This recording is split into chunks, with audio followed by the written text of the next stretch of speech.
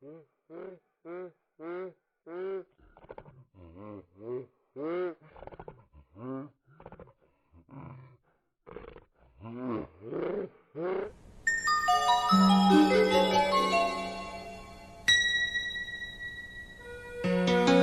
のアイスでなければ見れない夢がある。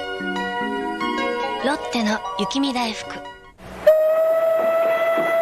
What is the problem? The new machine is acting up. Bars are bigger. Yeah, bigger. What do you suggest? As your immediate supervisor, I needn't tell you the procedure. Call the boss. That's correct. You don't only know how much he likes that machine. It's his baby. Rules are rules. Call the boss. Correct. You know, he dedicated that machine to his mother. I think you were on vacation. He loves it very much. Any suggestions? Introducing bigger mounds and bigger almond joy. The chocolate's bigger, the coconut's bigger, everything's bigger. A presidential hopeful reveals his cabinet. My cabinet will be filled with honesty, integrity, and real satisfaction. 9 lives. What would you expect from a finicky president? Vote 9 lives, a more satisfying choice. Help! We've been robbed! Stop! Stop, evildoers! Introducing super stretching superhero Stretch Armstrong.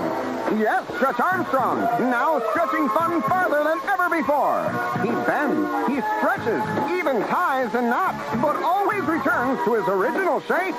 How'd he do that? He's been doing that since he was a kid. Stretch Armstrong from Cat Toys. Who else?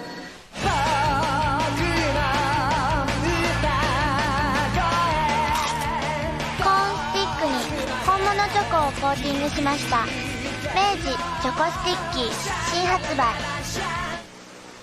If I take one bowl of Captain Crunch's peanut butter cereal, part of this balanced breakfast, and I add another bowl of Captain Crunch's peanut butter cereal, what have I got? A happy elephant! That sums it up. I got guinea pigs, horses, elephants! Captain Crunch cereal brings you 3 fun new animal stamp albums. He hops 40 miles per hour. There's one Smedley Zoo Pals, or CB's Farm Animals, or Captain's House Pets in each specially marked box of Captain Crunch. Discover a world beyond your wildest dreams. Discover Atari. Pioneers in coin video games like Centipede,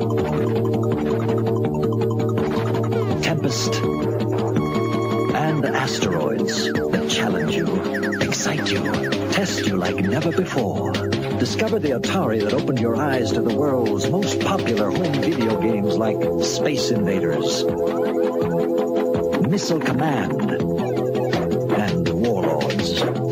Discover the Atari that brought you a home computer truly designed for the home. Sophisticated for advanced needs, yet simple enough for your child to use. Compose music, play advanced games, manage your finances, all at the touch of the button. Discover Atari. And discover how far you can go. M&M's プレーンチョコレート。私はフレッシュでカリッとしたピーナッツ。美味しいミルクチョコレートでたっぷり。私たちはキャンディーで軽くシャワー。だからお口で溶けて手に溶けない。OK、レッツゴー。M&M's ミルクチョコレート。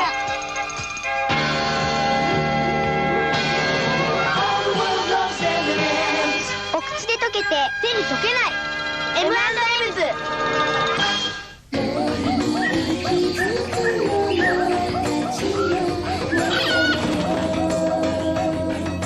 スケスケサクサク。明治スナックピックアップ。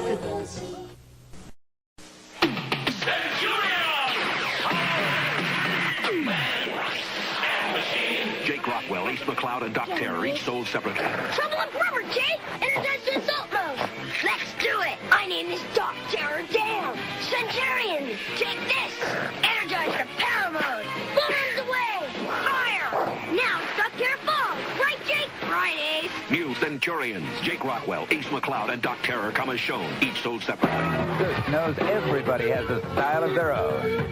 So the next time you're out to say something about yourself, remember this. And so does the great taste of certs with Reston. Peter, do we ever cover steak with ketchup? Hamburger is steak, chopped steak, so we use... A1 steak sauce. It makes hamburgers taste like... Steak burgers. Don't cover it. Discover it with A1.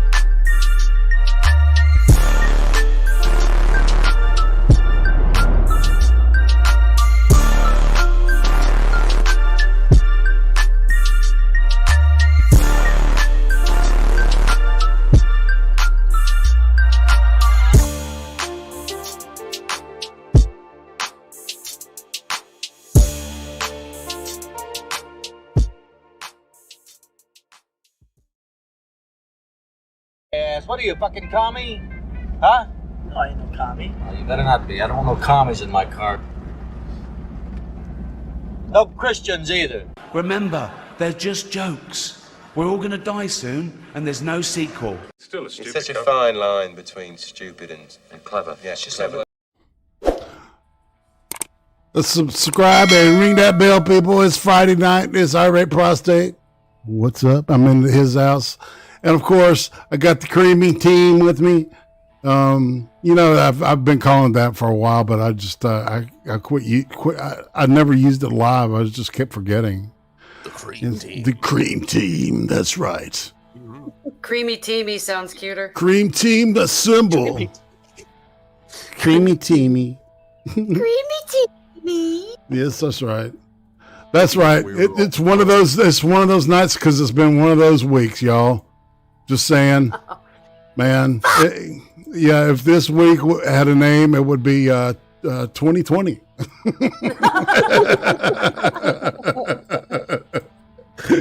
Yes. Oh shit. So all right. So we're talking. Let's introduce and commiserate with the Cream Team, beginning with, of course, going alphabetically with the Miss Attema the Hun. Hi, everybody. I'm in a really bad mood, and I'm ready to bitch about stuff. Yeah.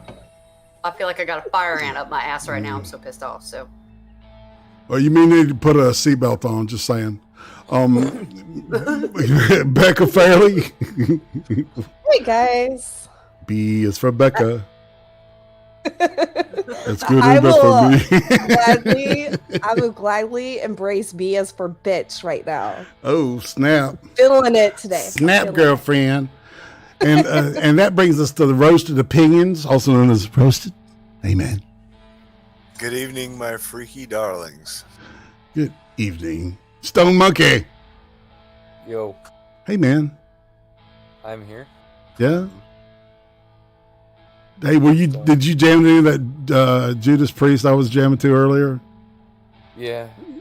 And then I stuck back in and forgot to unmute. I was talking for a while there, and I'm like, looked over, I'm like, oh, fuck. I do that a lot. Trippypoop. What's up, everybody? I don't know what's up with me, but I'm back on streaming and stuff. So you got a new rig, right? Yep. Talk about your new rig, man. It's about to get here. I mean, the one for Monkey's about to get with this computer that Mom got. Fucking works. Well, good. Nice. Shit out of me. So now you got a backup coming. Yes, I do.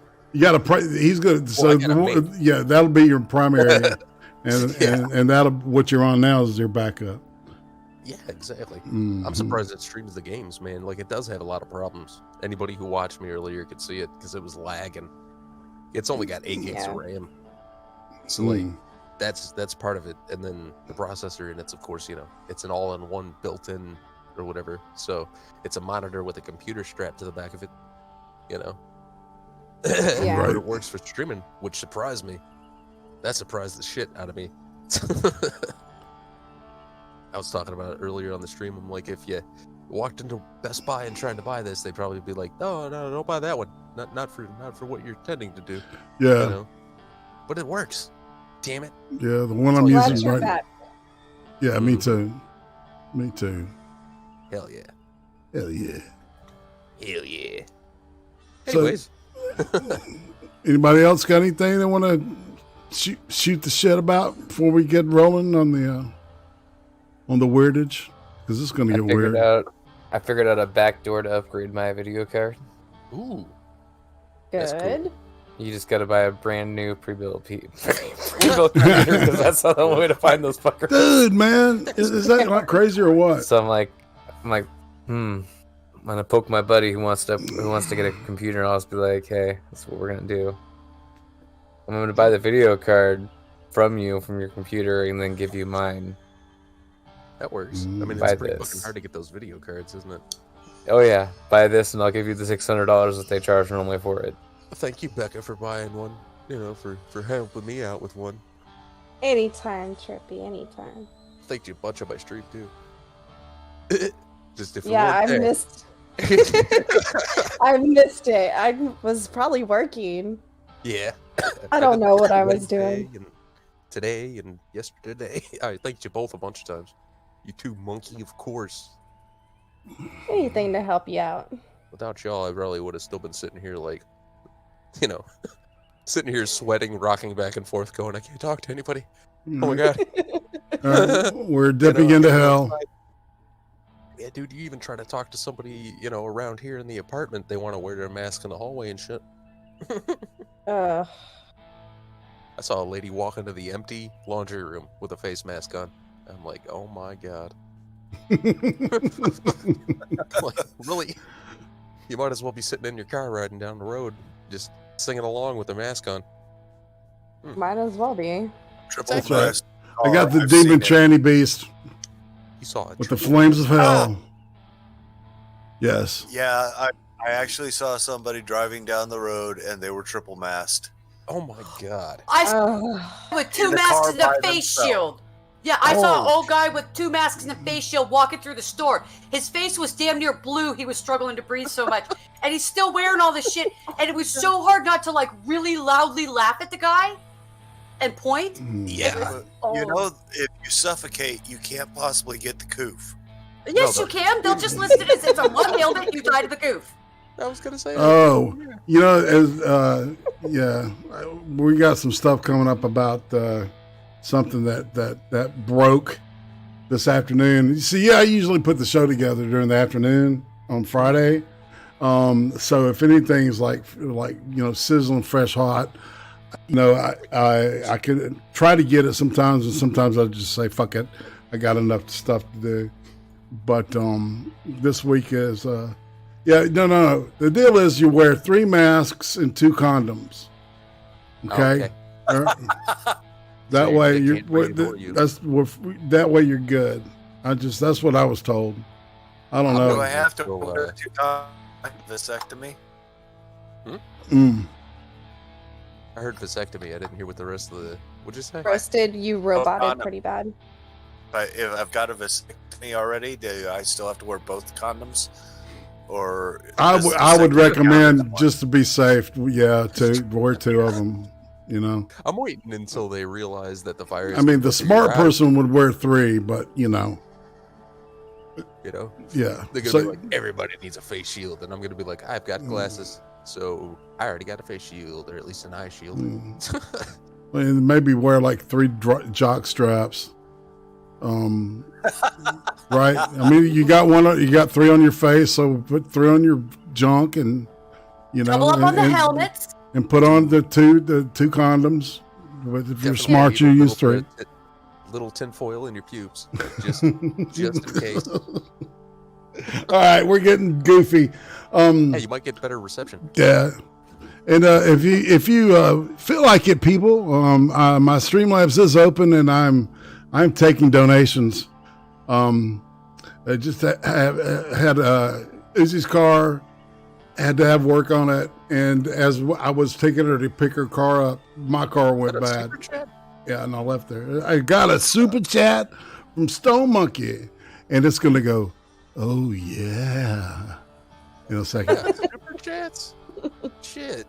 Yeah. That rate's over here rolling hard, son. Oh yeah, there it is. Stone Monkey donated $2 through super chat. Nice, breaking the ice there. I guess it's time to boot the tranny demon. Money makes the tranny demon go away. We just, you know, something about currency that has got some kind of, you know, some type of Kabbalistic power over these over the demon trannies. And so now we're going to be into 2 minutes of hate room. Oh, yes. Monkey did 2 times? Yeah. Oh, Cool. Super awesome. Yeah. Oh yeah, I love it, man. Thank you so much, Monkey. You're just a sweet motherfucker.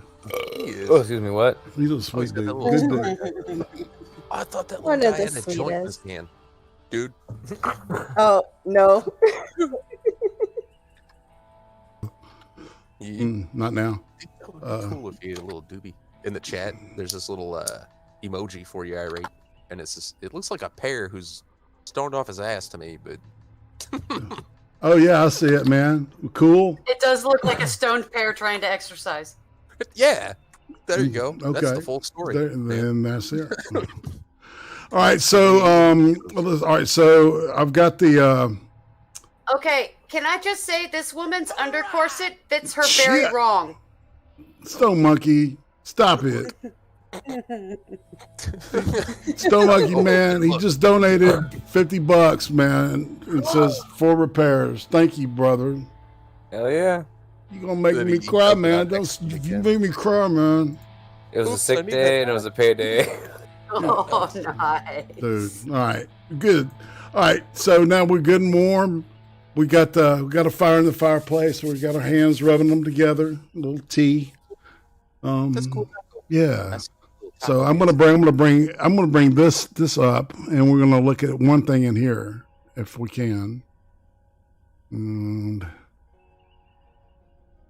let's see. I guess I'll have to make the. Ooh. I am losing my mind. Uh-oh.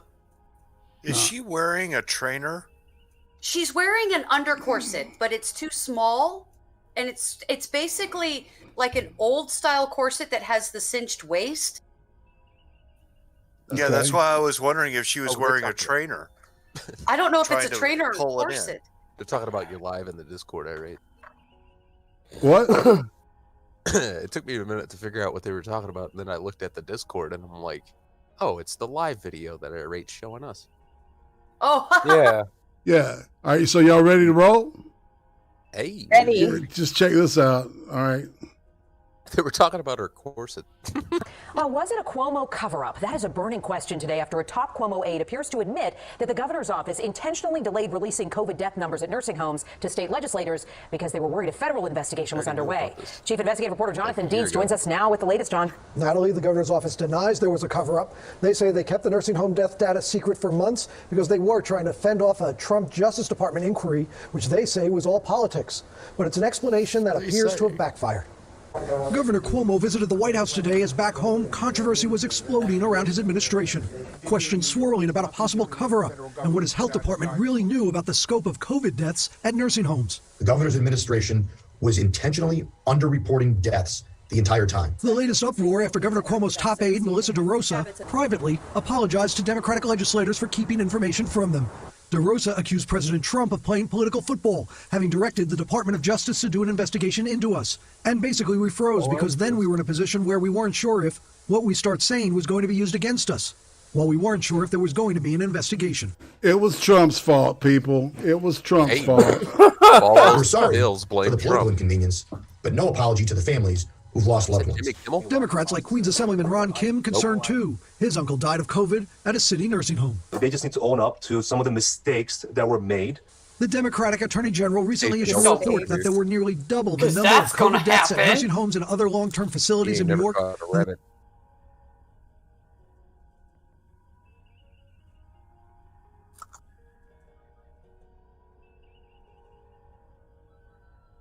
Oh my! There's just a slight difference there. Yeah, it's not exactly half, but close. Close to 40%. Mm-hmm.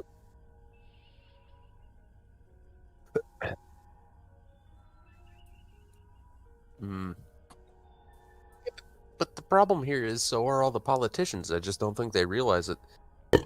You know, 80. Yeah, it's a 6,000 patient difference, and Cuomo's getting, wrote a book, man, had that stupid poster he sold. Didn't he get nominated for some kind of like Emmy? He won an Emmy award for daytime for his daily briefings to the people on the coup. Using television to aid the something. I don't know. Yeah. He successfully went on pump TV his fucking ego up. Well, this little deal here. Remember, it's not the crime; it's the cover up. Yeah, and we're going to be seeing a lot of that. Exactly. The state health department had initially reported This after last year, Governor Cuomo mandated nursing homes accept COVID-positive patients in an attempt to free up much-needed hospital beds.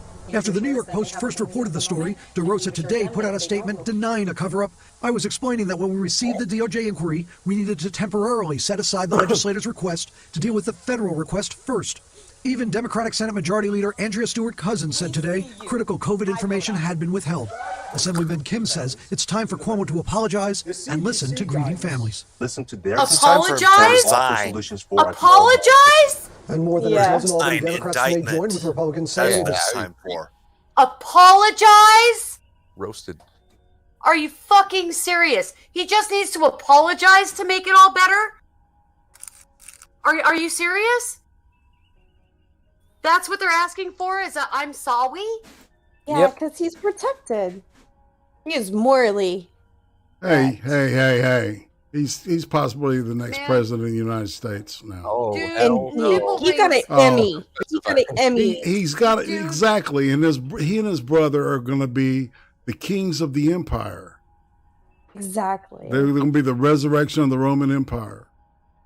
Yeah, I'm sorry, Nipple Rings needs to go find out what happens to Nipple Rings in the fucking prison system. That's Yank. Yank. Good episode of Scared Straight right there. I just keep thinking of Airheads. It's time for Governor Cuomo's emergency powers in the pandemic to be repealed. One Brooklyn Democrat, Andrew Guinardes, said Cuomo's actions are, quote, a betrayal of the public trust. Jonathan Dienst, News 4. You need to apologize for betraying the public trust. Just apologize. It'll be okay, guys. Just say you're sorry. Yeah. And he was meeting with the president today. So there's going to be interesting. Oh, yeah, man. And breaking stuff.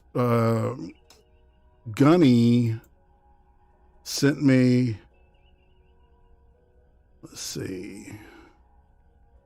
Well, there's so many people. Gunny, where did it go? Where did you go, Gunny? Oh, I'm just looking. Hey, man, you'll find it. I was doing that myself, Shit, keep losing stuff while I'm Well, live. he's looking at that. There it is. Just All right, talk never mind. about. Okay, I was gonna cover the air for you. Yeah, okay.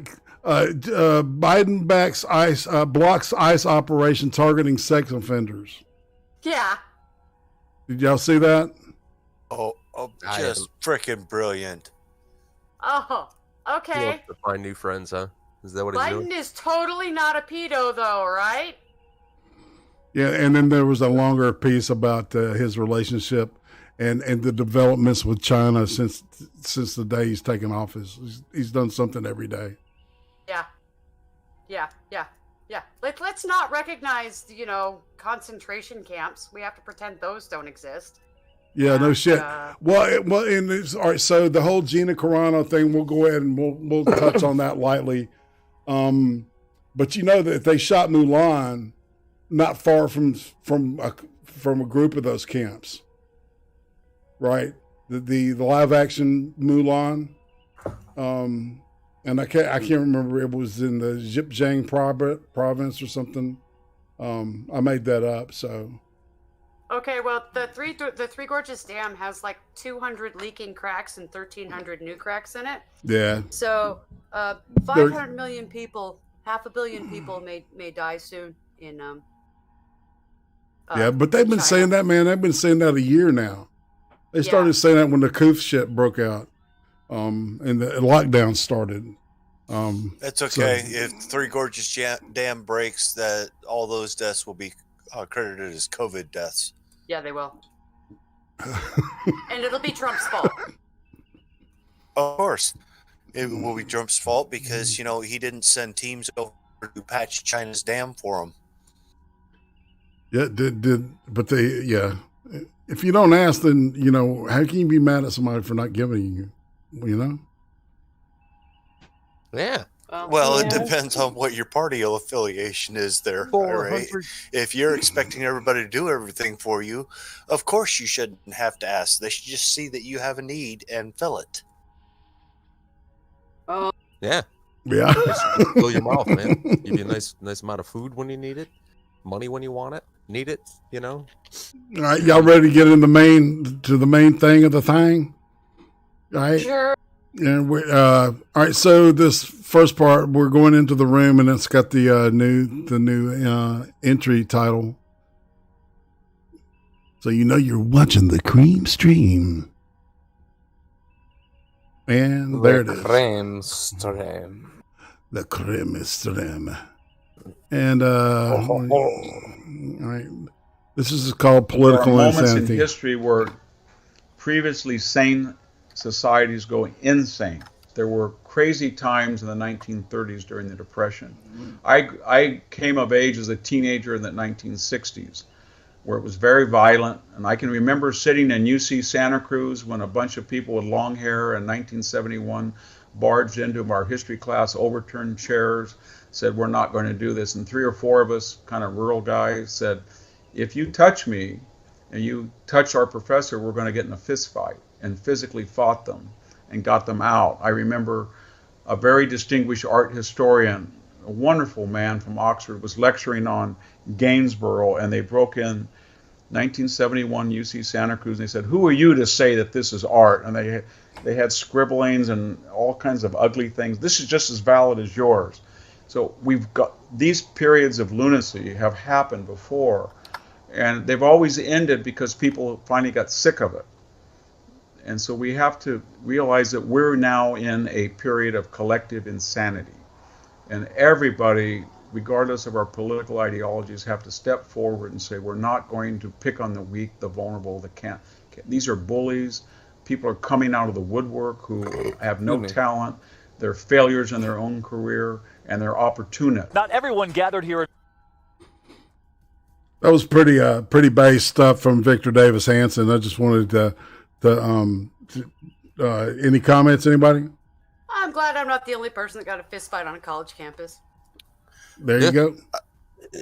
My understanding is that those guys that broke in and held up their scribblings and said, my art is just as valid as this other art, later left and founded CalArts. Founded CalArts? Some of the laziest animation the world has ever seen. Oh, God. Well, these are people where they had a drawing from some of the best animators in the entire world, and they drew over it. Yeah, the Disney debacle, right? Was the Disney thing?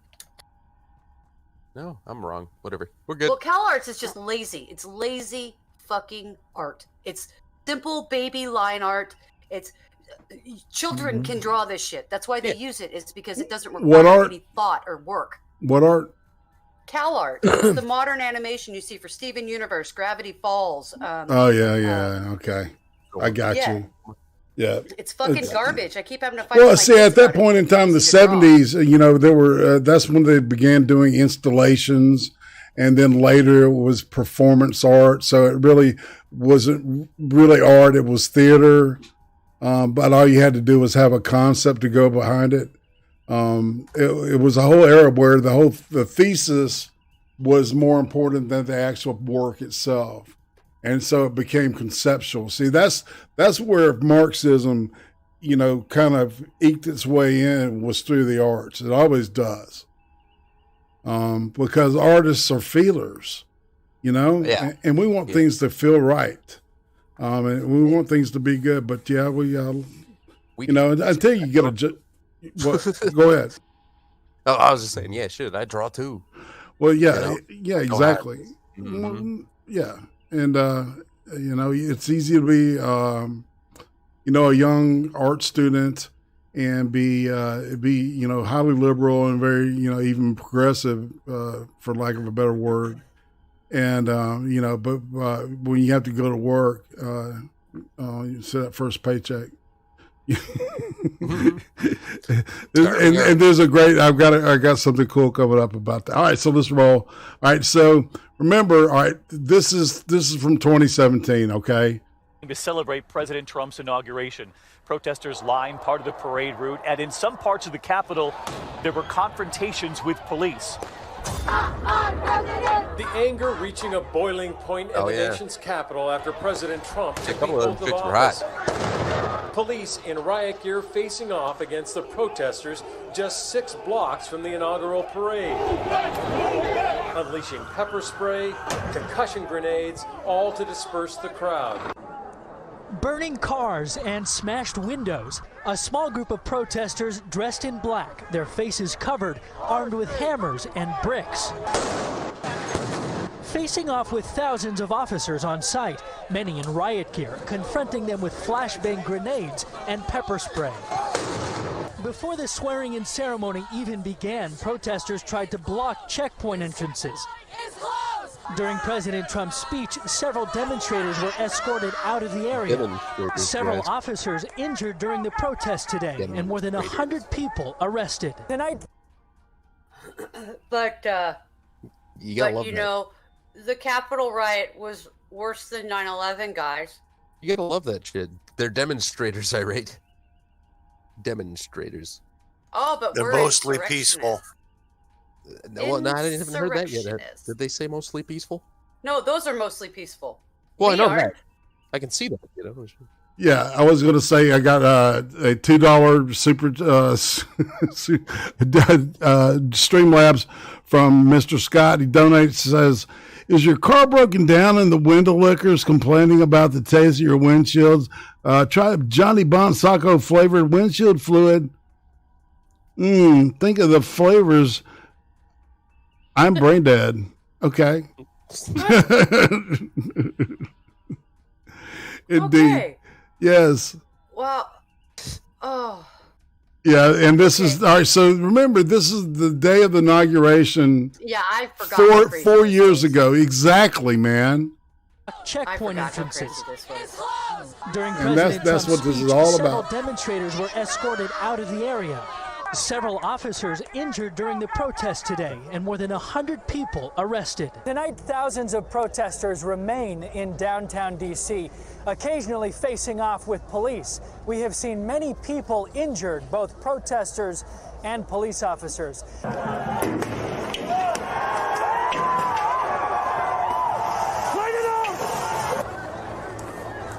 You're busting out the windows in a bank. You're not a protester anymore. You're a robber.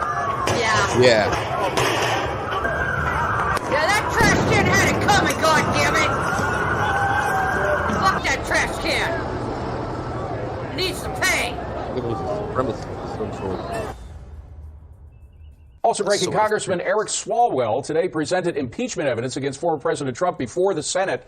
House Speaker Nancy Pelosi made Swalwell an impeachment manager despite his failure to go public with a full description of his relationship with an alleged Chinese spy. Joining us now Not an with more alleged. is Congressman Ralph Norman. He is a member of the House Oversight Committee. Congressman, one thing I find it very hard to get past is the fact that the judge in this trial is a partisan. He is a partisan senator who's actually going to vote at the end of the trial. To have a judge who is so far in the bag for one side, it means that either you don't have a judge or you have a show trial. Which is this? Well, it's a show trial, David, a hypocritical show trial. You know, when Judge Roberts wouldn't take it because constitutionally you have to have a sitting president. President Trump is an ex-president. He's at home in Florida. He's not a sitting president. Right. And to go forward with this, and for the Senator Leahy to say he's going to be fair and impartial, really? Does he expect the American people to believe that? Well, more than that, excuse me, Congressman, but more than that, I mean, this is really bad news for American justice, because every totalitarian country in the world, since at least the beginning of the 20th century, whenever they've had a show trial, they focus on getting a judge who's a total partisan for a one-party state. I mean, we now have one party controlling both chambers of Congress and the executive power, and now in a trial of a former president, you have a member of that same party who, of course, makes the absurd claim that he can afford to be impartial. It's absurd, and to have Eric Swalwell on there along with the senator. I mean, two things. Swalwell ought to be off the Intel Committee. They get information that we as regular congressmen don't get, and then to have him on this with a cavorting with a Chinese spy, Ms. Fang Fang, is ridiculous. And that's how hypocritical they are. And I think they don't think there's going to be repercussions from the American people, and I think it will be, and it should be. Now, do you think enough? Yeah, you'll bang bang on Fang Fang. Ain't That's no right. way. Giggle, giggle. No, that's her real name. Fang Fang. Her parents named her Fang Fang. Well, I mean, like, what writer in an alternate dimension is responsible for this fucked up comic? Man, please. Trippy, I was thinking this, I swear to God, this evening. It's like we're in a fucking episode of Sliders. Yeah. And there's no device. We just keep sliding into weirder shit. It just gets weirder and weirder. Every world, you know. Maybe tomorrow will be superheroes, not we. You know what I'm saying? Like tomorrow they'll just the world where we worship celebrities and are all vain and they put that up for themselves. Yeah, you know, it's like a bunch of narcissistic, I don't know, people. We're stuck in an Alan Moore comic. Well, and they're gross people. They're fucking dirty. They're lazy. Like, growing up around these people in a bedroom community of Hollywood, I can assure you these people are lazy. They don't throw their garbage away. They'll just drop it out of their hand and keep walking. They'll run into children. They'll like run kids over because they're so busy not looking at where they're going.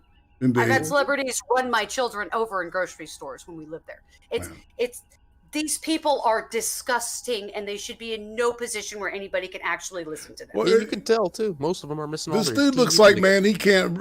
He couldn't rub two brain cells together if it had saved his life.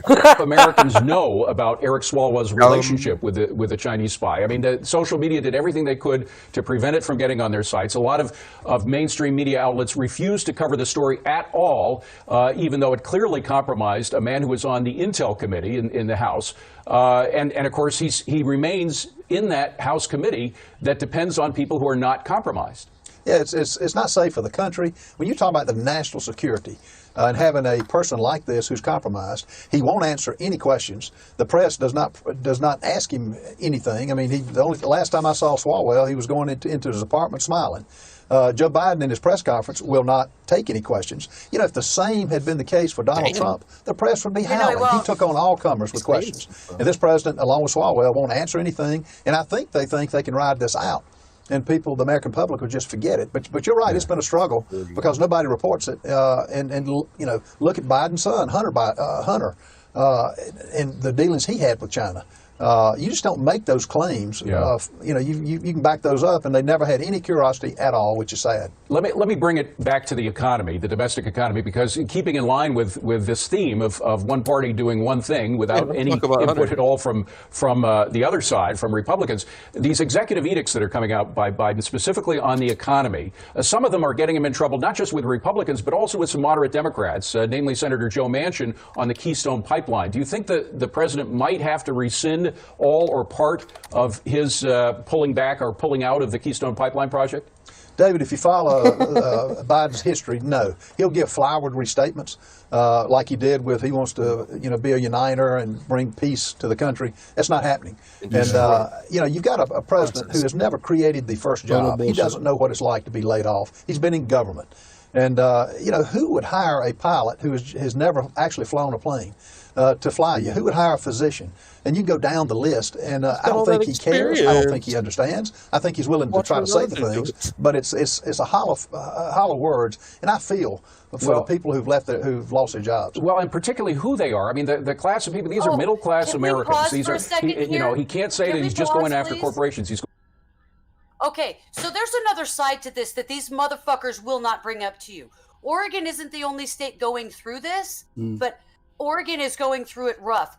The unemployment office in Oregon has not had a phone number you can call and get to a person for 9 fucking months. 9. And there is no open office. All you can do is mail things and use the internet. They refuse to have anybody there for accountability. If you want to find out what's going on, you have to call the Department of Labor in D.C. or you have to call the Attorney General's office. There's nobody being held accountable. And this isn't the only state dealing with this. They are not talking about the reality. Families are not getting what they need, and they're not letting us work either. It's fucking insane, and they won't talk about it. Yeah, and talking about the spy stuff, it was like the nature. All right, so Skep talks, and I say hey to him. I say hey to Sparky. Let's see, FTW Nil. But Skep Talk said it the best. He said that a spy's job is to get someone to commit treason. Right? Well, Swalwell's already done it twice. Right? So think about that shit. Just think about that, all right? Yeah, well, I mean, Dianne Feinstein, there is like tentacles of a fucking octopus all through our country, all levels of not just government, but business and shit. It's an insidious thing. And it's, it's like, I sound like a paranoid Cold War motherfucker. Well, that's me, Yeah. all right. Shit, people just don't listen, and they expect everybody else to do the right thing and whatever. Yep. All right. So we're going to roll through the rest of the Going after for the small businesses who are hurt by the $15 minimum wage, which might be appropriate in some places like New York City, but certainly not in other places in the hinterlands where the average cost of living is a lot lower. So that's hurting small. The people who are losing their jobs because of Keystone are middle-class workers who are paid very well. They're union workers, and yet not even their union chiefs are fully standing behind them on this. That's where we, the people, ought to get involved. The labor union chiefs are still getting their paychecks. Yeah. They're still getting their dollars, as we are in Congress, which we shouldn't be. But no, it's a callousness that I haven't seen in a long time from these people, and yet they act like nothing's wrong. Let them go without a paycheck. Let them lose their job. Let them see how it is to not be able to put food on the table. It's unfortunate, and unfortunately, I think it's a preview of coming attractions. Well, I hope not, but we'll see. Congressman Ralph Norman, good to see you, sir. Thank you very much for coming. Let's welcome former FBI Deputy Assistant Director Danny Coulson. Danny, this is a scary story. We're so glad you're back with us to talk to us about it. All right, listen to this shit, all right? Nobody is talking about this. Listen to this, okay? About it. The FBI and the Secret Service now investigating who tried to poison the water supply of a city that sits just outside of Tampa. This happened before the Super Bowl. Who do you think tried to do that? Well, we'll find out. The Secret Service and the FBI will find out. But the real question, Liz, is not will they find him, why did it happen? This is ridiculous. It shows a lack of attention to security. People don't take this stuff seriously. Suppose, instead of being a water facility, suppose it had been a gas facility or a nuclear reactor. And remember, somebody hacked into the Iranian nuclear program and accelerated a centrifuge to the point it blew up. That was hacking. And we have to take this seriously. And I know the FBI will find out with the Secret Service who did it. But the big issue is how do we prevent it in the future? And that's where the focus should really be. I mean, Senator Marco Rubio is saying this is a matter of national security. Let's break down what happened. A water plant operator in Oldsmar, Florida, literally watched as a computer hacker broke into the computers, took control of the computer mouse, directed the mouse to the software that controls water treatment, and then increased the amount of sodium hydroxide from 100 parts per million to more than That's also known as caustic soda or lye, okay? Just in case. 11,000 parts per million. If that comes out of a shower head, that's going to burn you. That's lye. I mean, you're right. What if the water plant operator wasn't there to catch it? They say there's redundancies in the system that would have caught the change in the pH level, but this is dangerous stuff, Danny. Who would do such a thing? Who do you think? Well, it's hard to say. I will tell you, and without pointing fingers at anybody, a lot of the ones I have done are inside jobs. One case I did, there was a computer technician that was the hacker and caused a lot of mischief. I'm not saying that happened here. It probably didn't. But that's one thing we got to be concerned about is who is running your computers? Who is your computer technician? And 99 times out of 100, they're great people and do a good job. But sometimes they're nefarious. Or what about former employees? Somebody's got a grudge against the company. That's a good place to start looking also. Yeah, and here's the other thing, Danny. There's a push for clean energy. Everybody gets that. But now we're talking about clean energy, climate change activists trying to change the systems in 17 states plus the District of Columbia. Yes. They're now moving to try to change the systems in the infrastructure. That accounts for nearly half of U.S. GDP and more than 40% of the population. Are we ready for this, given something like that happening in this town? I mean, in Oldsmar? Are we ready for this overhaul? Oh, we're not. Definitely we're not.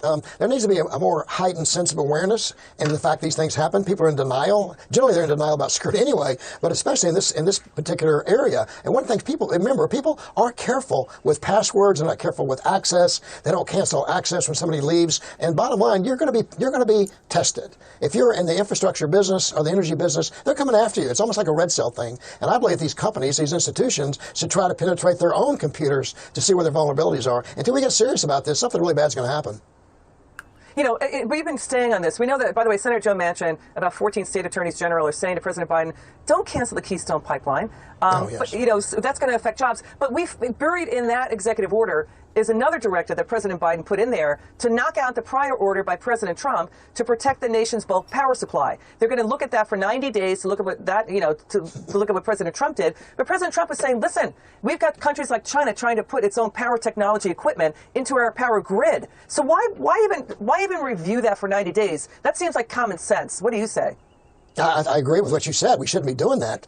We should leave that order in place. That needs to be something, not delay it, but accelerate it. Put more effort into it. Ensure that people know what the threat is. And we need the government to come in and look at these things. I really like the red cell idea, where the government attempts to penetrate. And if they penetrate your computer system, then consequences flow from that. We have to take it seriously. This is probably the greatest threat on penetration that anybody can do in our country. More important than even developing spies inside our government. Just be able to get into our computer systems. And Katie, bar the door. Game on.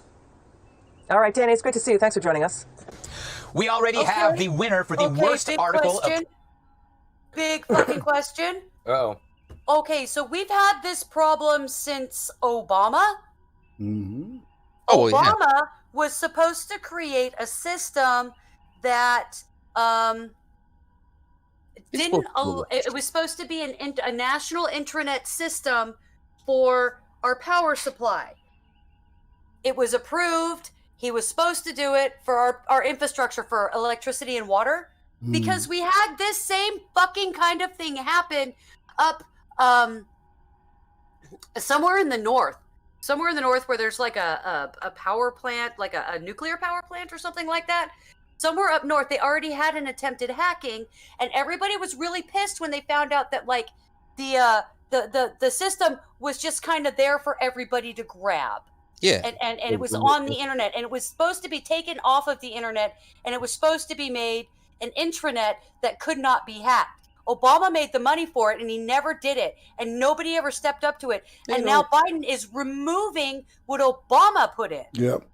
Yeah. Well, you Trump know, just expanded on. our voting machines weren't supposed to be hooked up to the internet either, but a lot of them were. Oh, dude, daisy chain. All right, yeah. So check out this stuff. All right. So Trump derangement syndrome is obviously there's going to be post-Trump derangement syndrome now. Well, so yeah, it'll be that's the like next stage. PTDS. But you think they're going to take off the people who are on like the severe TDS medication? Do you think they're going to lower their dosage? No, but think about that, man. If the red flag laws, think about how many people have been prescribed antidepressants. And Yep. if the red flag laws, you could literally use that as an excuse, man.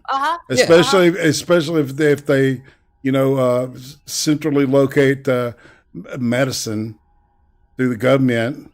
Dude. And you have to think about our veterans too.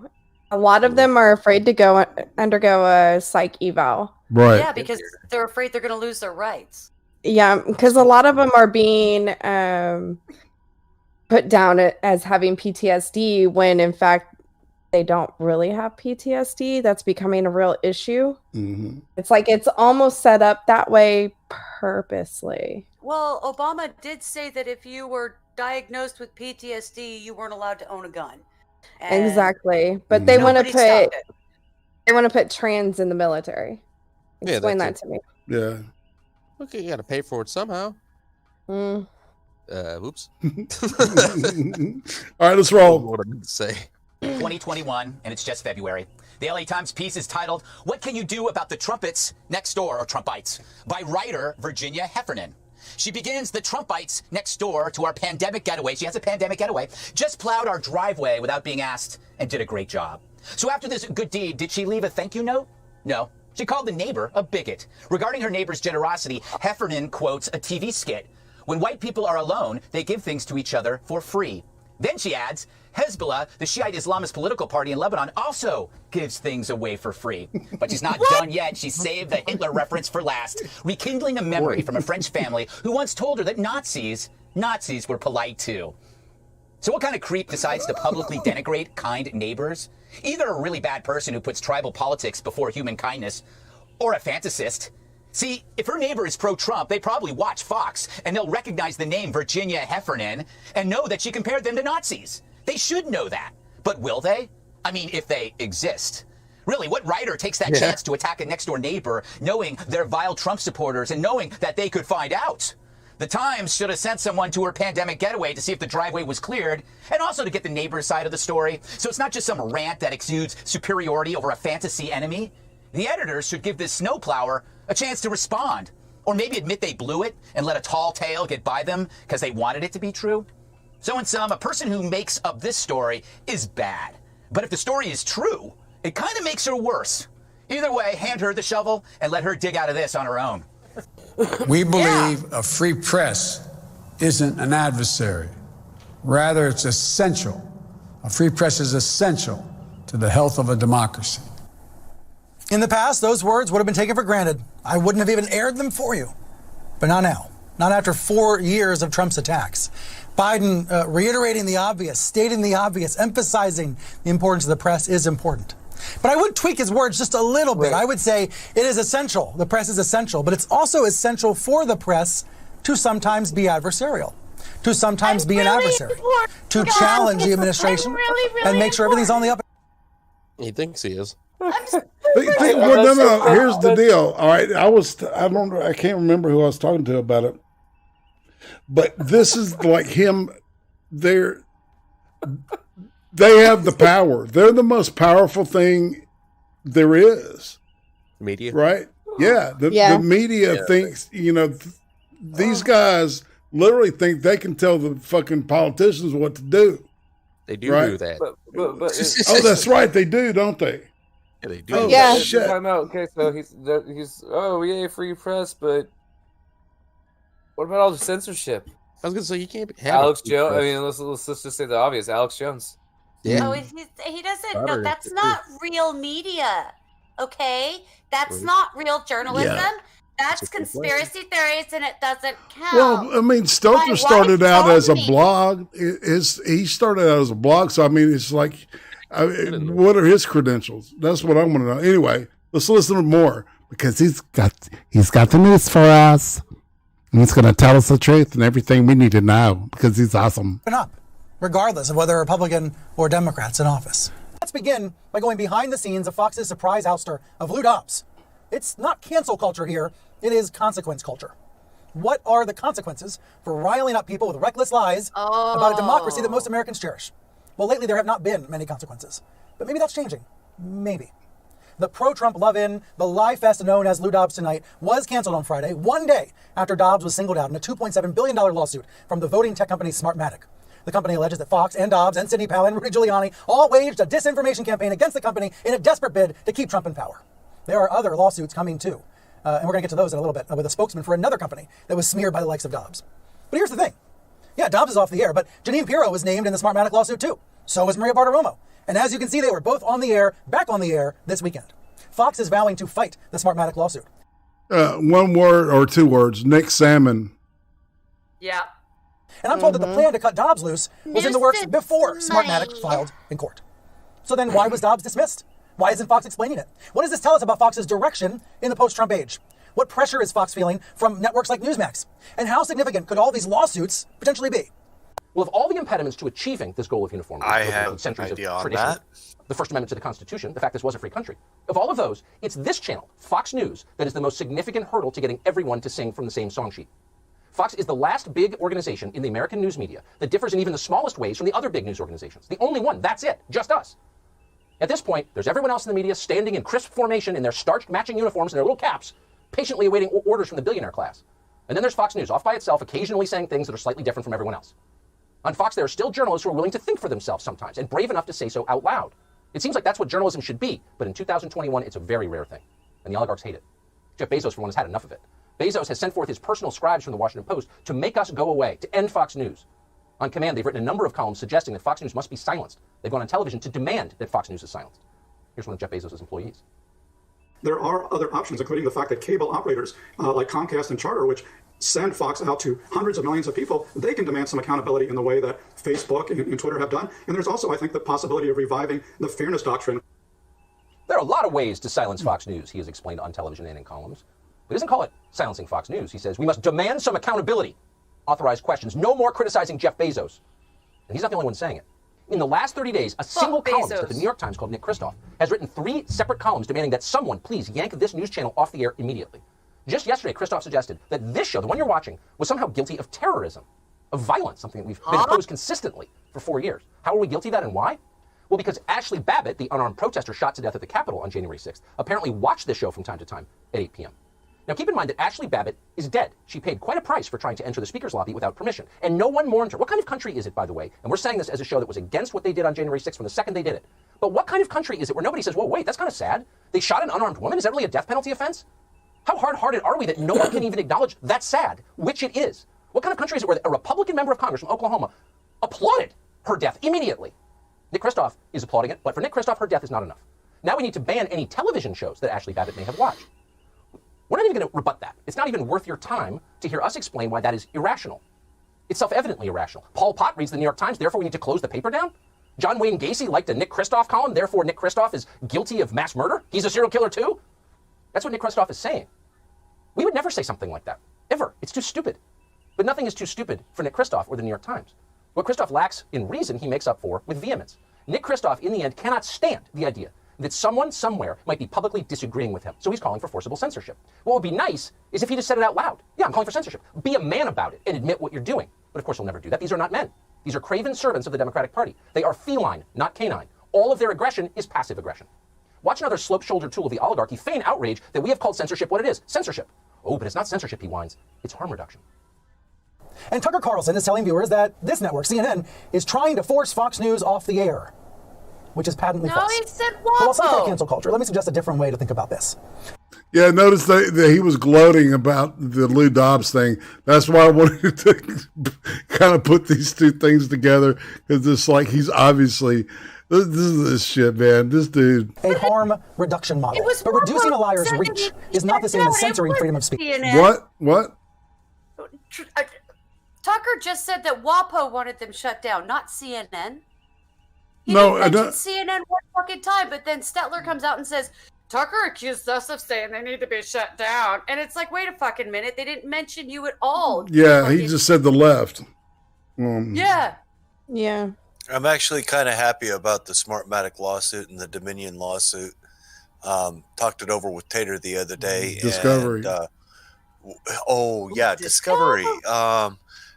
They can subpoena all of those voting records, the ones that the courts didn't want to look at because, there's no standing.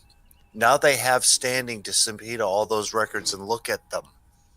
And because that would be part of their defense against the defamation lawsuit. And since we're talking about billions of dollars worth of lawsuit, I bet you the judge would let it. Mm-hmm. Indeed. Anybody? So go ahead, folks. Keep on suing. I dare you. The rest of you voting manufacturers out there, all you guys that build election machines, go ahead. File lawsuits against all these people that challenge the elections. I double dog dare you. Do it. Censorship what it is, censorship. Oh, but it's not censorship, he whines. It's harm reduction. And Tucker Carlson is telling viewers that this network, CNN, is trying to force Fox News off the air, which is patently false. But while some cry cancel culture, let me suggest a different way to think about this. A harm reduction model. But reducing a liar's reach is not the same as censoring freedom of speech. Freedom of speech is different than freedom of reach. Oh, let me suggest a different one. The harm reduction model. Notice the seductively imprecise language of personal therapy. We're all AOC now. It's all about us. It's not a fascist crackdown on free speech by ruthless and power-mad billionaires. No, not at all. It's just harm reduction, like methadone or Nicorette. It's a way to get better. When they come for you, they will talk like social workers. Guaranteed. David, why was Lou Dobbs canceled so Friday night? true.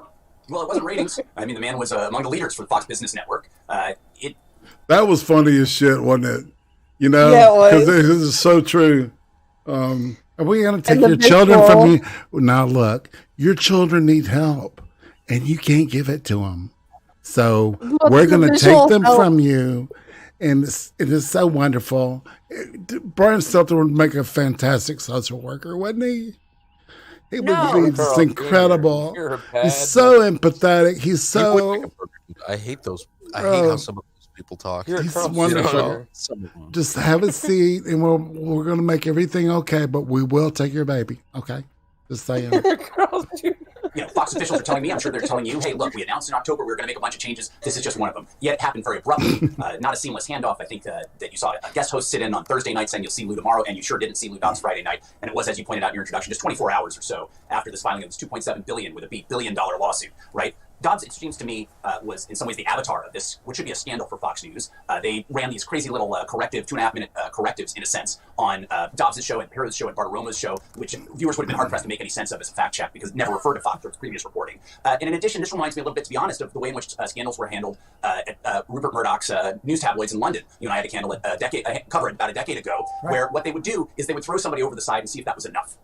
And it seems to me that this is an effort to cauterize the wound, to distance Fox from this feverish conspiracy theory with consequences, as opposed to so many of the conspiracy theories that are ventilated on Fox that might not play out this severely. This really did have a severe and deleterious effect on the American public's understanding of the election that just happened, and influenced, in some regard, the way in which people arrived at those protests on January 6th. I think that it's going to be hard for Smartmatic to prove that there was a correlation legally, but it doesn't mean there isn't a journalistic obligation for Fox to try to handle that in a responsible way, which they sure didn't do. Good evening and welcome to Tucker Carlson Tonight. It's funny how change happens. You thought the big change came on Election Day. That's when the incumbent president lost. But that turned out to be nothing compared to the change that came 2 months later. On January 6th, supporters of Donald Trump swarmed the Capitol building. Some forced their way inside. And Washington has never been the same. It may never be the same. As a result of what happened on January 6th, your descendants will live in a very different country. It was a pivot point in our history looking back. Some in Congress have compared that day to 9/11. The Senate Majority Leader Chuck Schumer has likened it to Pearl Harbor, the day that spurred America's entry into the Second World War. Every day we hear new and more florid comparisons from Democratic partisans. But last night, CNN outdid all of them. Chernobyl, the Bhopal disaster, the Irish potato famine? No. What happened on January 6th was worse than any of that. It was, CNN told us, very much like the Rwandan genocide. The idea of otherizing people is something I think we saw a lot of over the last 4 years. And something we've seen a lot over the last decades. But it's so easy to otherize people, to make people other than American, other than patriotic, other than human. Other than liberal? Oh, self-awareness, my boy. Yeah, no shit. You know, and we've seen it in Bosnia, we've seen it in Rwanda, where radio was telling people that, Hutus were telling the radio listeners that Tutsi were cockroaches, for, getting them ginned up for genocide. The Rwandan genocide, that's what it was like. Keep in mind that close to 1 million people were murdered in Rwanda in 1994. That's about 70% of all ethnic Tutsis in the country. Entire towns were hacked to death with machetes. They were set on fire, crushed alive by bulldozers. Hundreds of thousands of women were raped. It was one of the most horrifying crimes in human history. How does a country recover from something like that, from a genocide? Well, first, obviously, you punish the guilty quickly and severely. In our case, you impeach him. But then, and this is more important, you set about reordering your society from top to bottom to make certain nothing like that ever happens again. So you purge the military. You suspend basic civil liberties. To emphasize the point, you send troops to the Capitol. You tear down the old. You destroy all vestiges of the past in order to save the future. That's what's going on now. But hold on. Before we remake America to prevent future genocide at the Capitol, maybe we should know a little bit more about the crime that occurred on January 6th, if only to understand the justification for overturning our lives permanently. What exactly did happen that day? Simple question. You may be surprised to learn how little we know even now. In fact, it's remarkable how many of the most basic questions remain unanswered more than a month after the fact. Let's start with the headline of the day. 5 Americans died on the Capitol grounds on January 6th. You've heard that. You hear it incessantly, including from Republican office holders. 5 dead. But that doesn't really tell you very much. It's the details, as always, that matter. Who were these people and how did they die? That's how you understand what actually happened. So with that in mind, here are the facts as of tonight. 4 of the 5 who died that day were Trump supporters. The 5th was a Capitol Hill police officer who apparently also supported Donald Trump. Why is this relevant? Of course, the political views of the deceased shouldn't matter. But unfortunately, in this case, they do. Alexandria Ocasio-Cortez and many other elected Democrats claim the mob was coming for them that day. Yet the only recorded casualties on January 6th were people who voted for Donald Trump. The first among them was a 34-year-old woman from Georgia called Roseanne Boyland. Authorities first announced that Boyland died of a, quote, medical emergency. Later video footage suggested she may have accidentally been trampled by the crowd. We're still not sure. That's the best guess. The second casualty was 55-year-old Kevin Greeson. Greeson died of heart failure while talking to his wife on a cell phone outside the Capitol. Quote, Kevin had a history of high blood pressure, his wife later said, and in the midst of the excitement, he suffered a heart attack, end quote. The third was 50-year-old Benjamin Phillips of Ringtown, Pennsylvania. Phillips was a Trump supporter who organized a bus trip to Washington for the rally that day. He died of a stroke on the grounds of the Capitol. There is no evidence that Phillips rioted or was injured by rioters or even went inside the Capitol building. The fourth person to die, the only person to die that day of intentional violence, was 35-year-old Ashley Babbitt, a military veteran from San Diego. Babbitt was wearing a Trump cape when she was shot to death by a Capitol Hill police lieutenant. Babbitt's death was caught on video, so hers is the best documented death that took place that day. And yet it is surprising how little we know about it. Babbitt was shot as she tried to crawl through a broken window into the speaker's lobby within the Capitol, and that's essentially the extent of what we know. Authorities have refused to release the name of the man who shot her or divulge any details of the investigation they say they've done. We may never know exactly why this unnamed Capitol Hill police officer took her life. According to that officer's attorney, quote, "There's no way to look at the evidence and think that he is anything but a hero." Of course, we can't actually look at that evidence because they're withholding it. We can't even know He's his not a hero. Killing an unarmed woman may be justified under certain specific. Dude. Pussy. Yeah. How is he a pussy, hero? Rioters. Head. Circumstances. No, But he since when wouldn't is it have quote, MAGA. a meaning when the dead woman has read QAnon websites? Republicans aren't asking that question. One Republican member of Congress from Oklahoma says he immediately hugged the officer who shot Ashley Babbitt. You did what you had to do, the congressman said. But did the officer really have to do that? We don't know. It would be nice to know. Maybe someone could ask. We do know that Ashley Babbitt was not holding a weapon when she was killed. Nevertheless, at the impeachment hearing this week, Congressman David Cicilline of Rhode Island described what happened at the Capitol as, quote, an armed insurrection. Watch. He incited an armed, angry mob to riot. Inciting an armed insurrection against the United States government, an armed, angry, and dangerous crowd, armed violence against the government of the United States of America. Anybody armed? Most David Cicilline is a former mafia lawyer from Providence. Hold on. Yeah, exactly. And that's the point. Is that there were no people strapped, or if they were, they didn't fucking pull their guns out. You know, they kept it concealed. Right, exactly. No automatic weapons. Those were all the cops that had any kind of semi-automatic. I mean, weapons. When I said automatic, ARs and shit. And so Claiming presumably knows what that it is to commit a pocket felony with a knives is firearm. an That was armed insurrection, I think. I don't. Listen to what he's going to suggest that it was the fire extinguisher, but listen to the story about the fire extinguisher. It does.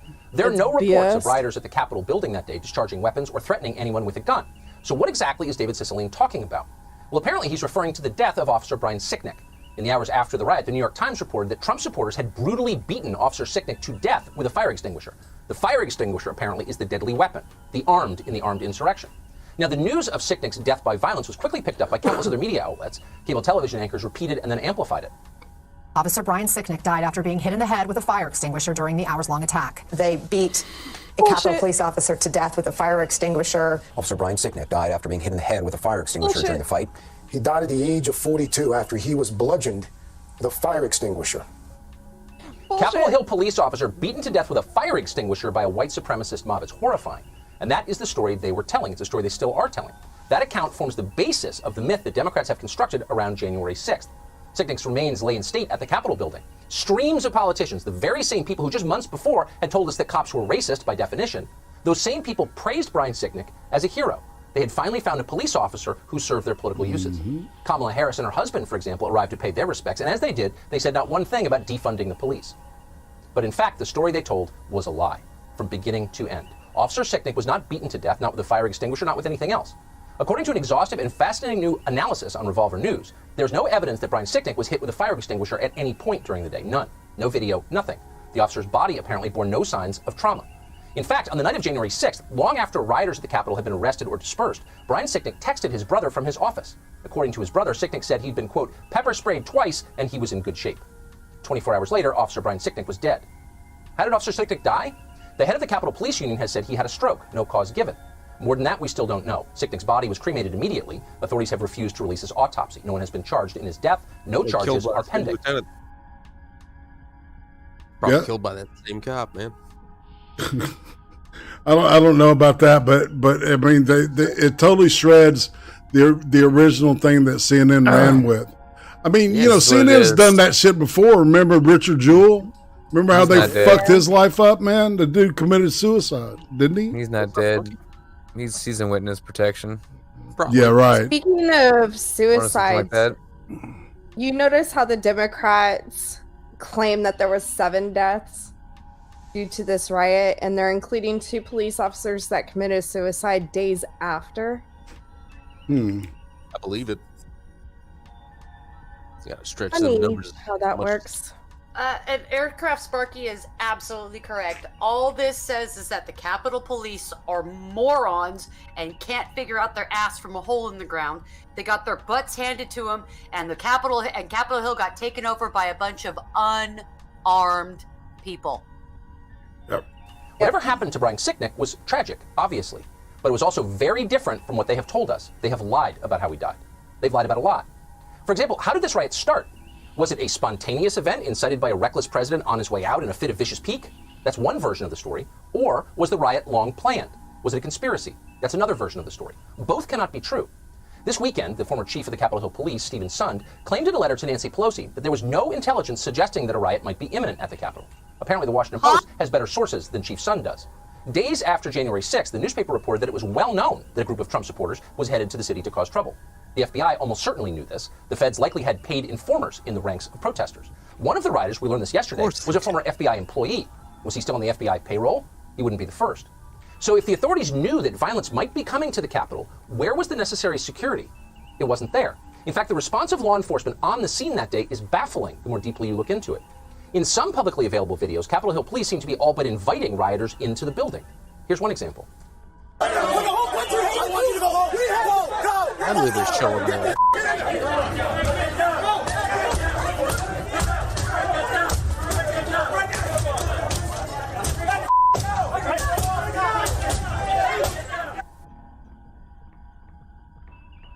Mm-hmm. Yeah. Yep. You So have what to does hit all on of this that for a mean while. exactly? Busted up We're not like sure that. what it means.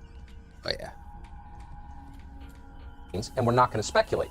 We do know for certain that the known facts of what happened on January 6th deviate in very important ways from the story they are now telling us, including the story they told us today in the impeachment hearings.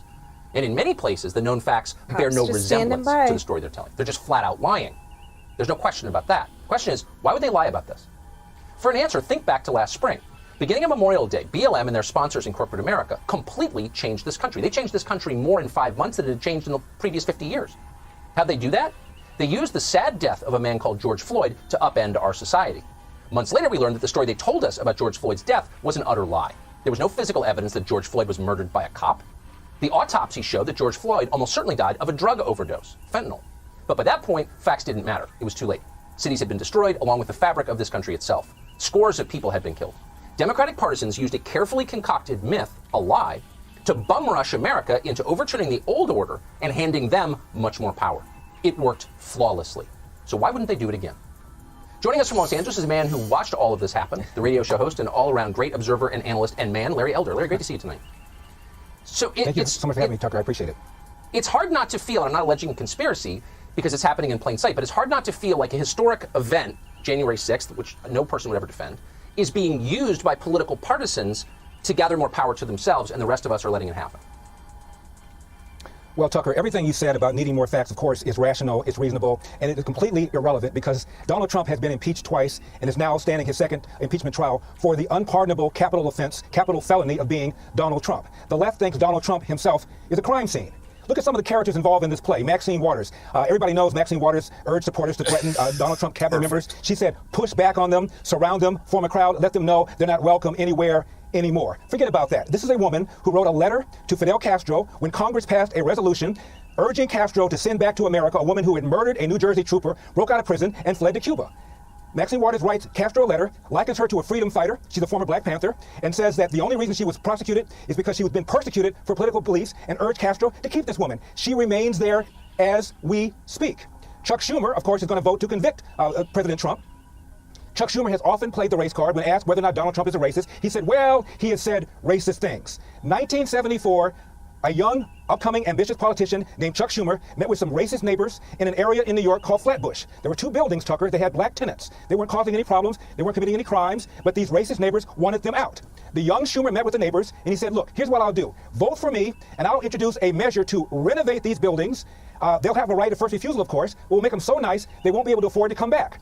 And voila, he introduced the scheme to do that. Unfortunately for Schumer and the racist neighbors, the blacks were able to come up with the money to move back into digs that were nicer than the digs they left, but not for want of trying. Now, the man who was attending this meeting is named Jay Homnick. He's a writer, Tucker, for American Spectator. He wrote about this in 2006. I've interviewed him several times over the years on my radio show. And I've asked him, has anybody from the New York Times, Washington Post asked you about this? He said no. The media are completely uninterested in this racist scheme to purge a New York neighborhood in 1974 of black people. Now, 1974 is a long time ago. I'll give you that. That's the same time that Donald Trump, a young Donald Trump entered into a consent decree with the FHA to discontinue practices that the FHA felt were discriminatory against would-be black and brown renters. And that is often cited as a reason for Donald Trump's alleged racism. Around the same time, Chuck Schumer introduced this racist scheme to purge a New York neighborhood of black people, and nobody gives a damn. This is the kind of double standard that we've been up against for years, and I am sick of it. I am sick of it. These characters involved in getting rid of Donald Trump, impeaching him, and now convicting him have done horrific things, and the media could not care less. Who writes a letter to Castro?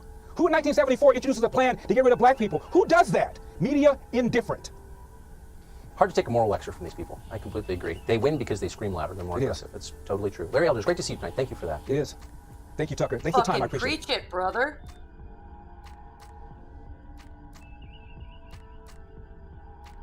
Oh, thank God.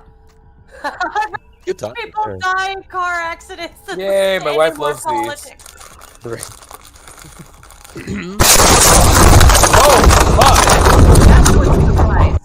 That was a jump such. Yeah. I was like, did it on purpose. I really was like, probably What playing are you it. doing? That Do. I drive into the gets to truck. my heart, but yeah, Bounce off the wheel and into the tweet. I think I did shoot my heart though. I'm gonna have to get that thing beaten again. Fucking bounced across the carpet. I'm gonna pass this truck. Is it? Oh no.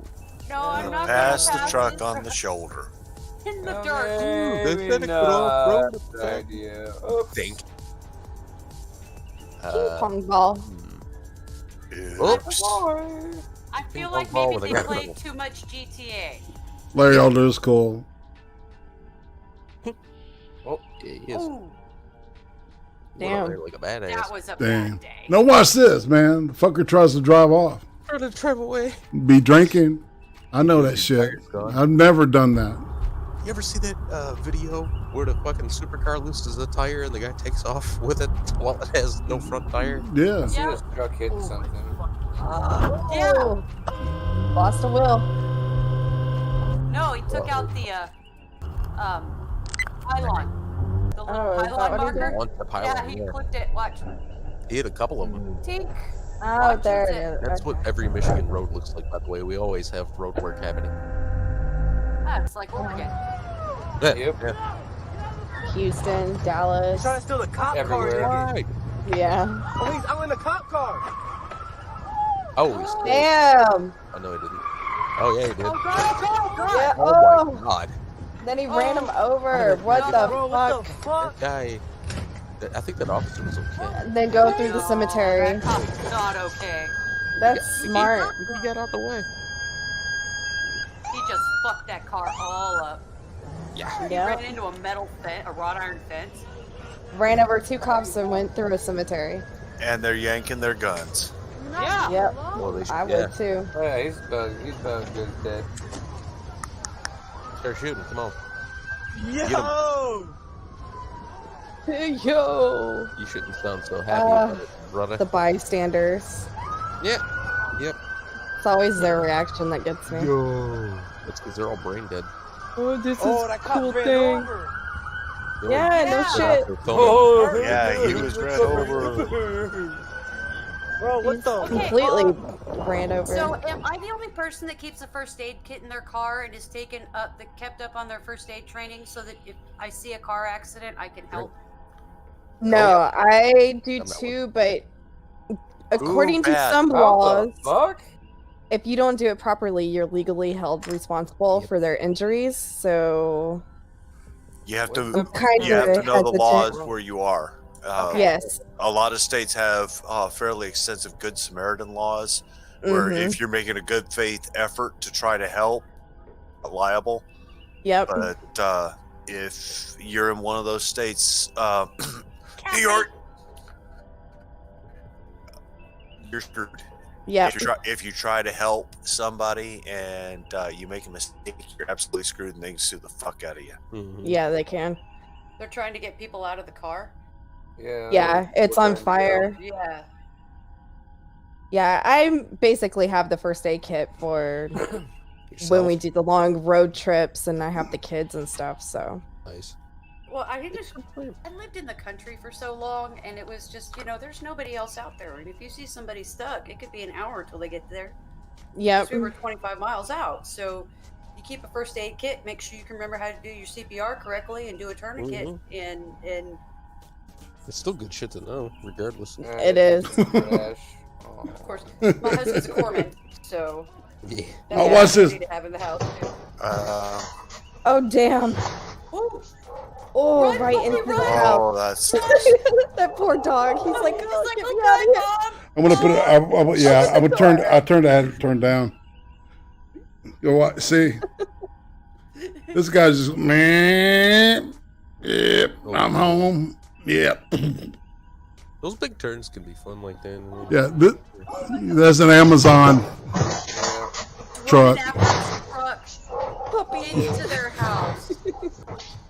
Look, he scratches on the door too. Let me in. I think somebody did let him in. It's called a handbrake, dude. You know what I'm saying? That guy is so fired. Or you know, shit. It's like he didn't put it in gear or didn't put the brake on. Yeah, I guess not. Yeah. He left it in neutral or something. That's right. Doggo is alerted, and this is what it looked like. Oh God. Amazon Prime. This is in Vietnam. I'm gonna turn it down. Yeah. So, I know you ain't buying. How about Y'all need it? to check out Joe Coy's skit on Asians and their accents. It's hilarious. Oh, it's so fucking funny. It's funny. Mike, wait. Hey, don't you hear me? They all sound so mad. Whoop. Oh. I see numbers. I see numbers too. Yeah. Okay. It's just Discord. Oh, Discord that- will show up. that's me. Yeah. Discord. Alright, watch the stream, see what happened real fast. Yeah. Damn. Yep, there it is. It just saw it on the Bam! screen. Damn. Delayed reaction. You gotta let Jesus take the wheel, man.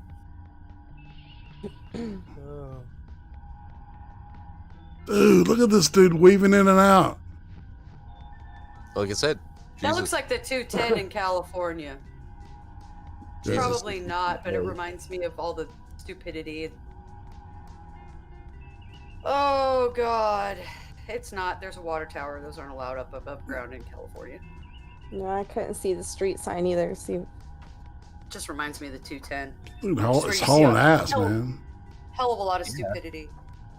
Somebody's gonna break it. All right, this is Fort Worth. Oh my gosh. Yeah. Didn't seem like he had any brake on. Oh no, it's black ice. It's black ice, yeah. There's like 100-car pileup 8 people dead. in the middle of the night. I'm surprised it was only 8 people. Properly Me too. surprised No it was shit. only 8 Watch this, man. Go ahead. Can't watch anything, dude. You got us on the pause button. Yeah. It's basically wherever your mouse goes, it shows us. What's it showing now? Now we're seeing the wreckage. After the weird. fact. Yeah, it looks good. Yeah. Holy Holy fuck! shit. All them damn trucks. Dude. Like some of them, you couldn't even tell they were cars. Got one up underneath Yeah. the semi there. Is that a Beetle? Yeah, no, it's that, yeah, that yeah. black pickup has at least 2 cars that have driven underneath it. The Yep. end of it. Yeah. Yeah. Holy shit. I can't thought it believe was only one, 8 but I was died. looking I at mean, it. you guys shaking up my Coca-Cola and shit. Like that FedEx truck that we saw slam into everything. There was a car that was so mangled you couldn't even tell it was a car anymore. Yeah, from all the And smash. look, you see all those cars in between the 2 semis? Oh my god. They're just Fatality. twisted metal. Look at There's like a that. whole. There's like a whole How group did of quarter only in 8 there. people die? I don't know. First reported was 5, I think, and that I think some died in the hospital. Maybe a After the merciful God. Okay, I guess this is just a testament to Look how at well our that. safety systems work, Yeah. or safety Maybe. products and A lot of that. vehicles work these days. A lot of Yeah. praying. You know, A lot of a praying. lot of everything. A lot of everything. There was probably a couple hundred people that were caught in that pileup, and considering that only 8 dead, that's not doing too bad at all. I bet you No, Rosie not at all. and everybody else, I bet I could find And a you guy see all who the just- airbags and stuff deployed all around the vehicles and stuff. It's just Yeah. amazing. There's a specific YouTuber I know of that will watch this footage and call it fake and say it was all Hollywood makeup. Oh my Ain't that funny? Yeah, the guy's, I think his name's Hans Wormhat. It sounds like special. he's trying to pose you. He's a He's he's a troll, dude. He ain't my po. Those anybody flat know- earthers, man, they're all full of shit.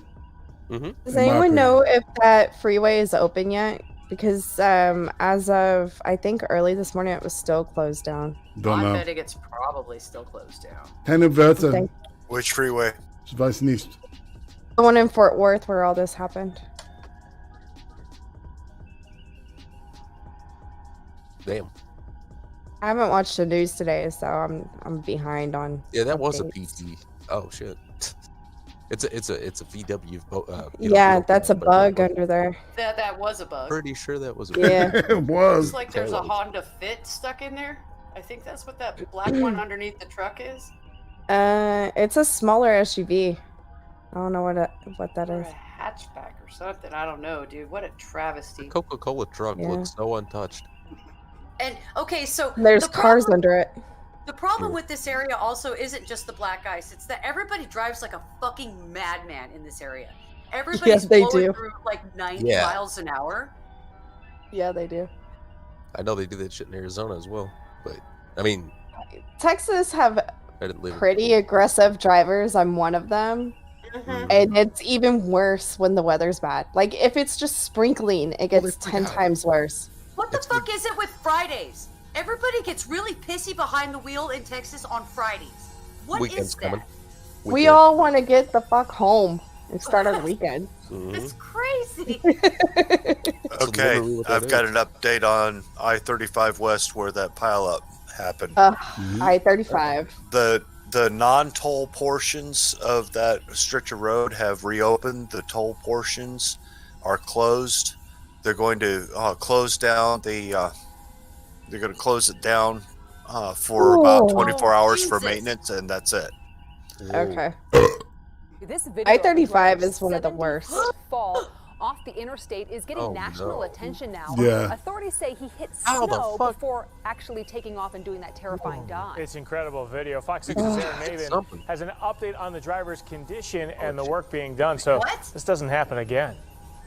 Dramatic video shows a pickup truck It's plunging alive? 70 feet off the zoo interchange Saturday. The driver Yeah. surviving the freeway free fall after authorities Say say the what? vehicle hit a snowbank and went over It the probably barrier survived wall. because it landed on its wheels. interchange ramp Did- from west north. You notice the fire? The Milwaukee County Sheriff's Office says people helped the Oh, injured driver yeah. before he was taken to the hospital. Tuesday afternoon, crews continued to clear mounds of snow and ice from the freeway. But it takes quite a bit of time to collect all that snow. Milwaukee County Highway Operations Director Eddie Santiago could not comment on the crash, but says it's a priority for the department to clear distress lanes after a snowfall. It's very important as far as, not just for the natural ramp that develops from the freezing and thawing on those shoulders, but also for emergency vehicles. We will have to look at some of our operations on the expressway to make sure that all safety features are in place so this doesn't happen again. County Supervisor shit. John Weishawn Sorry, serves guys, as chair we'll of the plow the Committee on roads next Transportation, Public Works and Transit, which will follow up on the incident. I think this is routine for any kind of major accident that we would go. What do you think that flame that shoots out is? Shoot it again.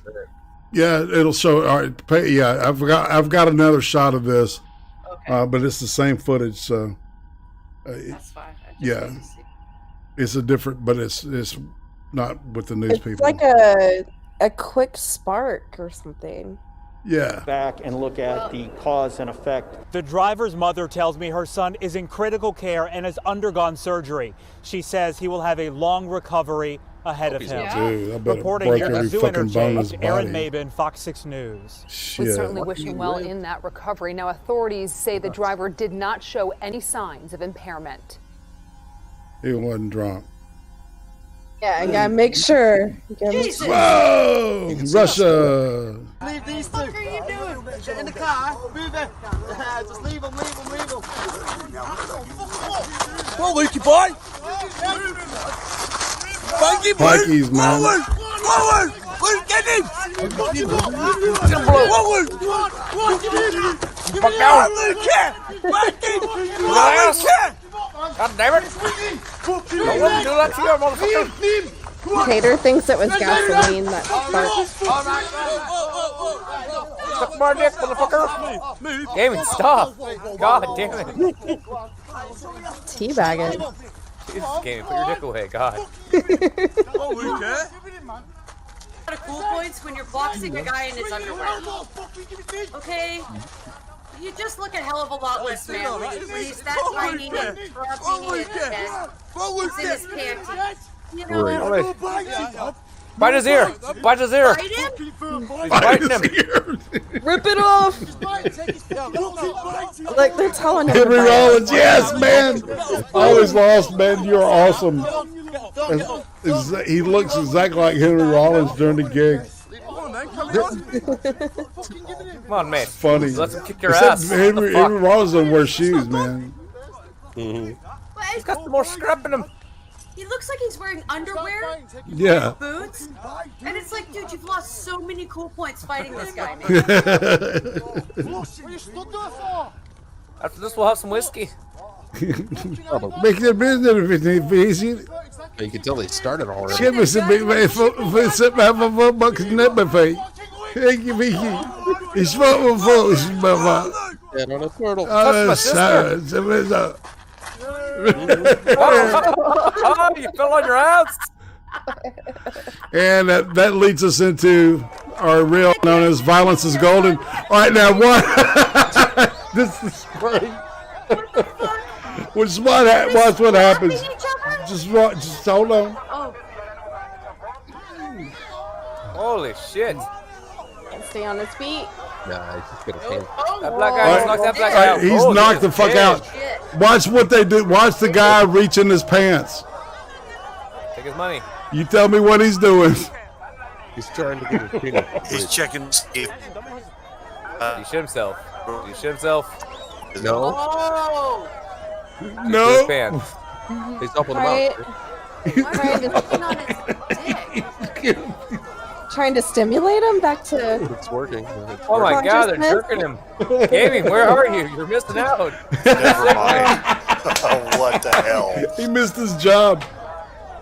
Come on, man. Oh yeah, that guy's really Play with him a little bit harder. We'll wake him up by playing with his cock. down. He's over here changing the speeds and shit. God damn, this son of a bitch is out. He's almost gotten off twice now. Is that dude just doing it laughing? Oh, his nose is bleeding. Yeah, he. I can't get him hard. I don't know why. He just needed a nap, guys. He's all better now. He's really happy working and it now. everything. They're just trying to release the pressure down below. I don't know. Let's get the demons out. What is he doing, man? Get the poison out. Get the poison Holy Moses. That dude is Dominique, that mom had just returned home from the store around 7 o'clock in the morning when she saw a man in her yard. She says he was able to get away from two This is great. but This not happened in from Texas her. too, I think. Even if you think you can run from the cops, Yes, good luck this is getting past this in mom. Lake I figured Jackson, at least I could do if I and got I'm them about down, tripped them up, 30, whatever, 40 minutes then away from they, here. You know, had a chance to Oh, I get thought that caught was up. you. That's Phyllis Pena in the red shirt. First instinct was just to make sure he didn't go any further. Captured on police dash cam, taking down no. the man she Bam, says was bitch. trying to look into her I'm ready to 15-year-old release the daughter's dog on bedroom this window early on a asshole. Sunday morning. My kids are my life, and you know, just making sure I protect them pretty much. Lake Jackson Police Sergeant Roy Welch gave her some credit. It was a pretty good tackle. He told us the suspect is 19-year-old Zane Hawkins. Police found Hawkins nearby, but he tried to get away. They say he started running back towards mom, who moved in and made the tackle. Her daughter helped hold down the suspect until officers caught up. Not very often that we have somebody that actually steps in and puts themselves in harm's way to assist in Even your apprehending somebody. officers, I The know, cop, like you know, fist Jackson, bumped me, and he piece of was shit. like, "Hey, so I heard Texans are looking for a new linebacker." And while she can laugh about it now, Phyllis was in mom she mode might at the wanna time, try out saying for she it. She just might wanted to get it. protect her kids. Just saying. And Phyllis says that her kids knew of the suspect but did not know him personally. Hawkins was booked into jail and is now facing charges of possession of a controlled substance, evading arrest, and resisting arrest, and could face even more charges. The chief has asked to meet with the mom to commend her and said in an email he might even give her a job application. Or Oh, goddamn, son, what are you guys doing? All right. This. This is a gay pride parade in Atlanta last month. It was a couple of weeks ago, actually. Gay pride parade? A gay pride parade. Yeah, at night.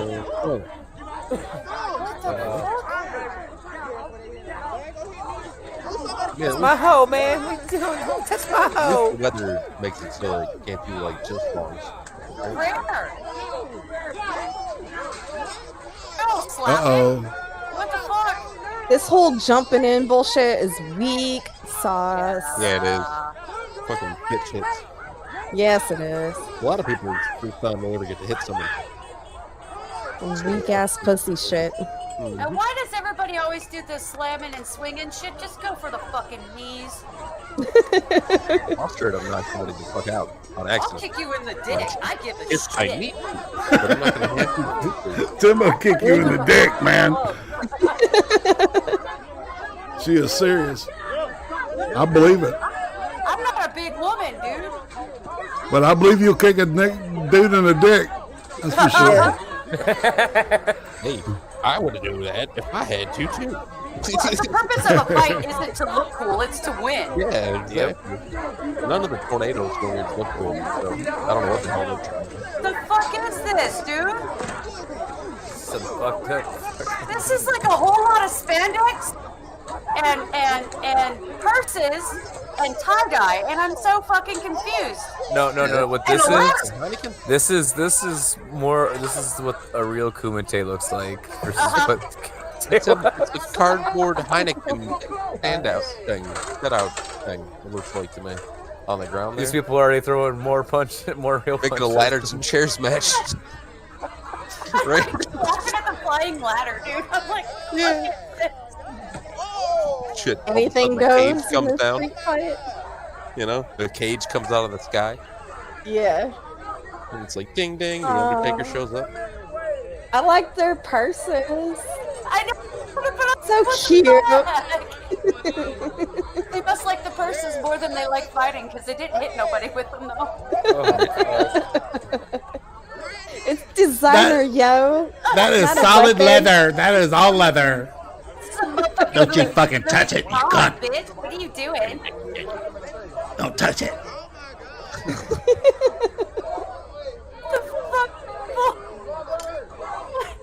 What the hell? Jared Springer just got a whole bunch of people, you know, he can invite on. Look, you got one back there twerking in his jersey. He is. Shake it, baby, shake it. He's got his mask on too. Give a sideshow.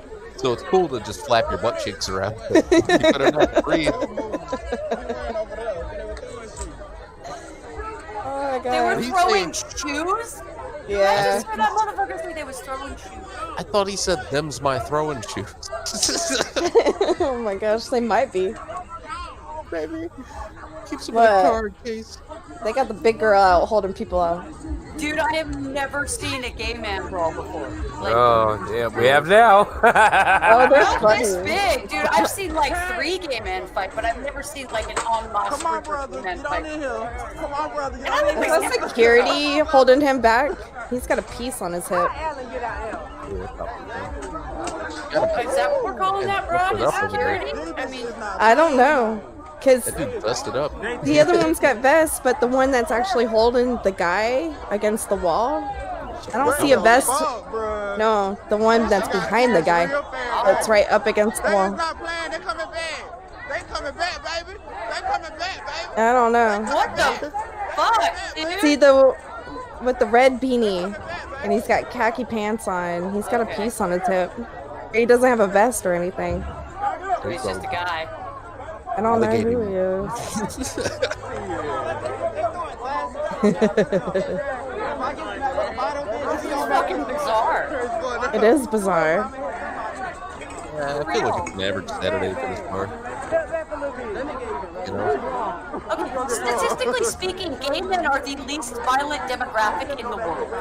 Usually, you'd imagine, yeah. Talking about black gay men, though? No, all gay men. It's regardless of race. No, I'm not saying it's a race thing either. I'm just saying that they seem to be more pushed towards violence. You know what I mean? I don't Like, know they what get the around fuck and do this that. is. Oh, she pretty. Yes, she was.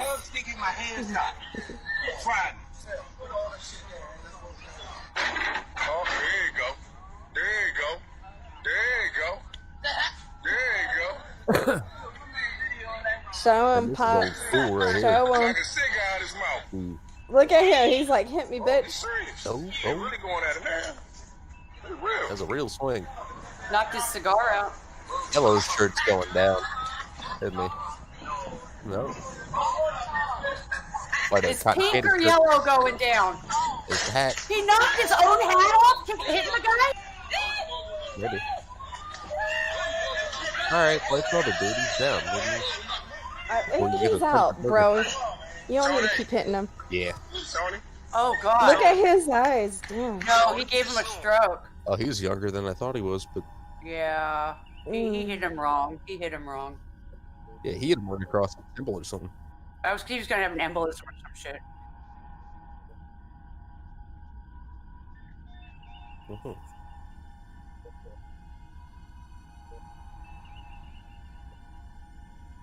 So good.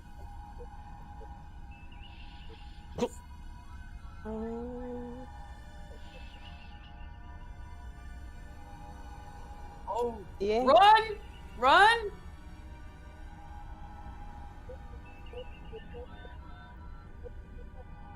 Look at the dog. What do you think is Welcome to 7-Eleven. Oh yeah, Is there you this go. the Look witch at from that. within inside? Okay, they have a child in there. There's an itty bitty, maybe 4 years Yeah. old. Yeah, Wow. machetes, and you're gonna get fucking killed because there's a baby Woo. there. And a little dog. You're gonna get fucking killed. That dog's about to bite him. Nuts. Yeah. Dude, I bet that dog's trained to kill people. The little fucker probably has his own machete. Not suspicious whatsoever, dude. Yeah, just keep your helmet on. Ooh, I bet. No, I can't Precious remember. was the name of the dog in Silence of the Lambs. Yeah. That's what he. She's chopping him too. She gets. She's fucking Yeah, him she up. is. Because you got Oh, your that baby. baby. Oh, You got your baby. I'll kill you too, man. Maybe saw. Yeah, that's my baby. There's a little boy. There's two little boys. 3 little boys. Oh my God! All my kids there. Oh yeah, no, I would have cured. They want to see what's going on. They just kept multiplying. That's okay. And those Over kids and are over. thinking right now, that woman's been spanking us. I need They'll to never be step really out of line nice. again. I will always get the dishes done on time from now on, Mom. I I swear.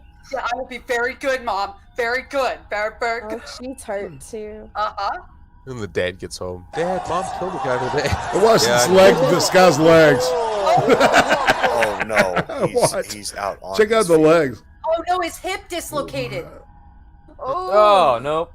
Yeah, his hip dislocated, guys. Oh God. Ding, dong, Oh dong. God. And this is FedEx. Guy's fixing to try to go to work. Is it a fight or an orgy? Or is it? Are they looting it? I'm thinking looting. I think they're clearing it out. And are they 2 women just beating these dudes? Did you say she's raping you? Yeah. He doesn't want to hit her. He's trying not to hit her. Yeah, he took a couple punches to her face, but She's got him in a. She keeps on putting him into a pretty good half guillotine. She Yeah. knows what she's doing. She's in with them. If they're both all 4 wasted.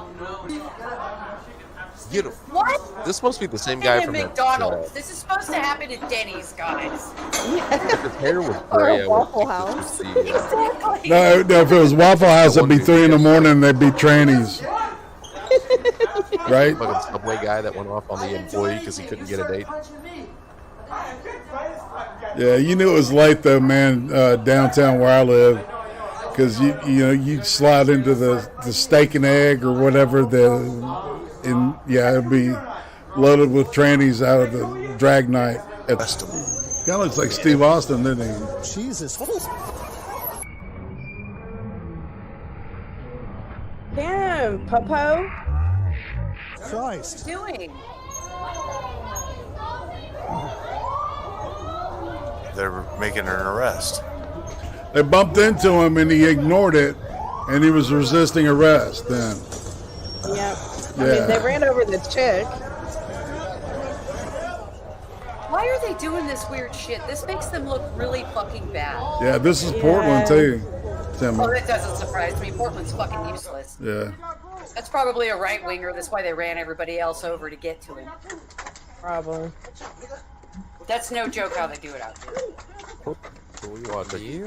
Oh, sorry. I looked away and all I heard was, watch out. Nobody Boy, throws a jab anymore. dude, they're throwing hands. That's the real deal. You hear that? Oh, Smack. don't get down.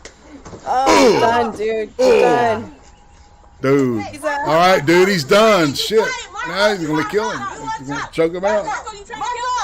Uh-oh. Let him go, bro. Let him go, bro. Let him go. Oh, but his face is fucked up. Dude, no shit. Let him go. Let him go, bro. That's all right. Let him go. Kick Marco in the head. Let him go. Kick him Hey, in the man, head. hey, look. You make me bleed. I'm gonna go after you too, man. Let him go. Start playing with his wiener. Blood changes everything, man. You gotta medical, you gotta play with his penis. And this is a Mexican bar. Oh, Jesus. Yep. This They is get like fucking rowdy. Anybody ever been in a Mexican bar? Female, don't ever fight a female Mexican woman from Mexico because she will throw fucking everything at you. I learned this in high school. And she won't quit until you are done. I've been in several of these situations. Yeah, and you need to knock her the fuck unconscious to make her stop. Like, she needs to forget her name for a second. It's so crazy, dude. Scariest fight I've ever been in. Oh shit, hands down. Do you almost say unconscious? I had an ex-sister-in-law like that, and I just learned to take a table and hide under it until she was done. Damn. What the heck? The guy's right This one's there. wrestling? Yeah, it looks like the This wrestling. is I don't actual know. wrestling, it looks like. I think it starts out, and then It's grappling. I recognize those moves. what language is that? Can you hear it? Oh boy. Oh! Oh, he's done. You killed him. It's not. I don't know. That's I don't Brazil, know. I Probably think. it might have broke his neck. It is Brazil. Yeah, that broke isn't his it? neck. And they're just lifting No, him it's, up. His head maybe it looked was loose. South America somewhere. I don't think he's. And this is a No. Broke his head joint. mask drama. Oh Hey. no, Fat Karen. Don't mess I with remember her. her She had her screaming hair in red. college. You guys remember her screaming in that college, like playing drums for about 2 seconds? Did she call the cops? I don't know. Sounds like it.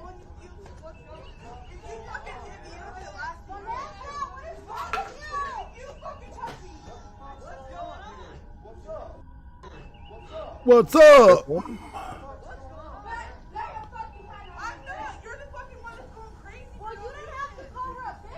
Oh me! Oh, dude, that's Walmart. I think she was crip walking.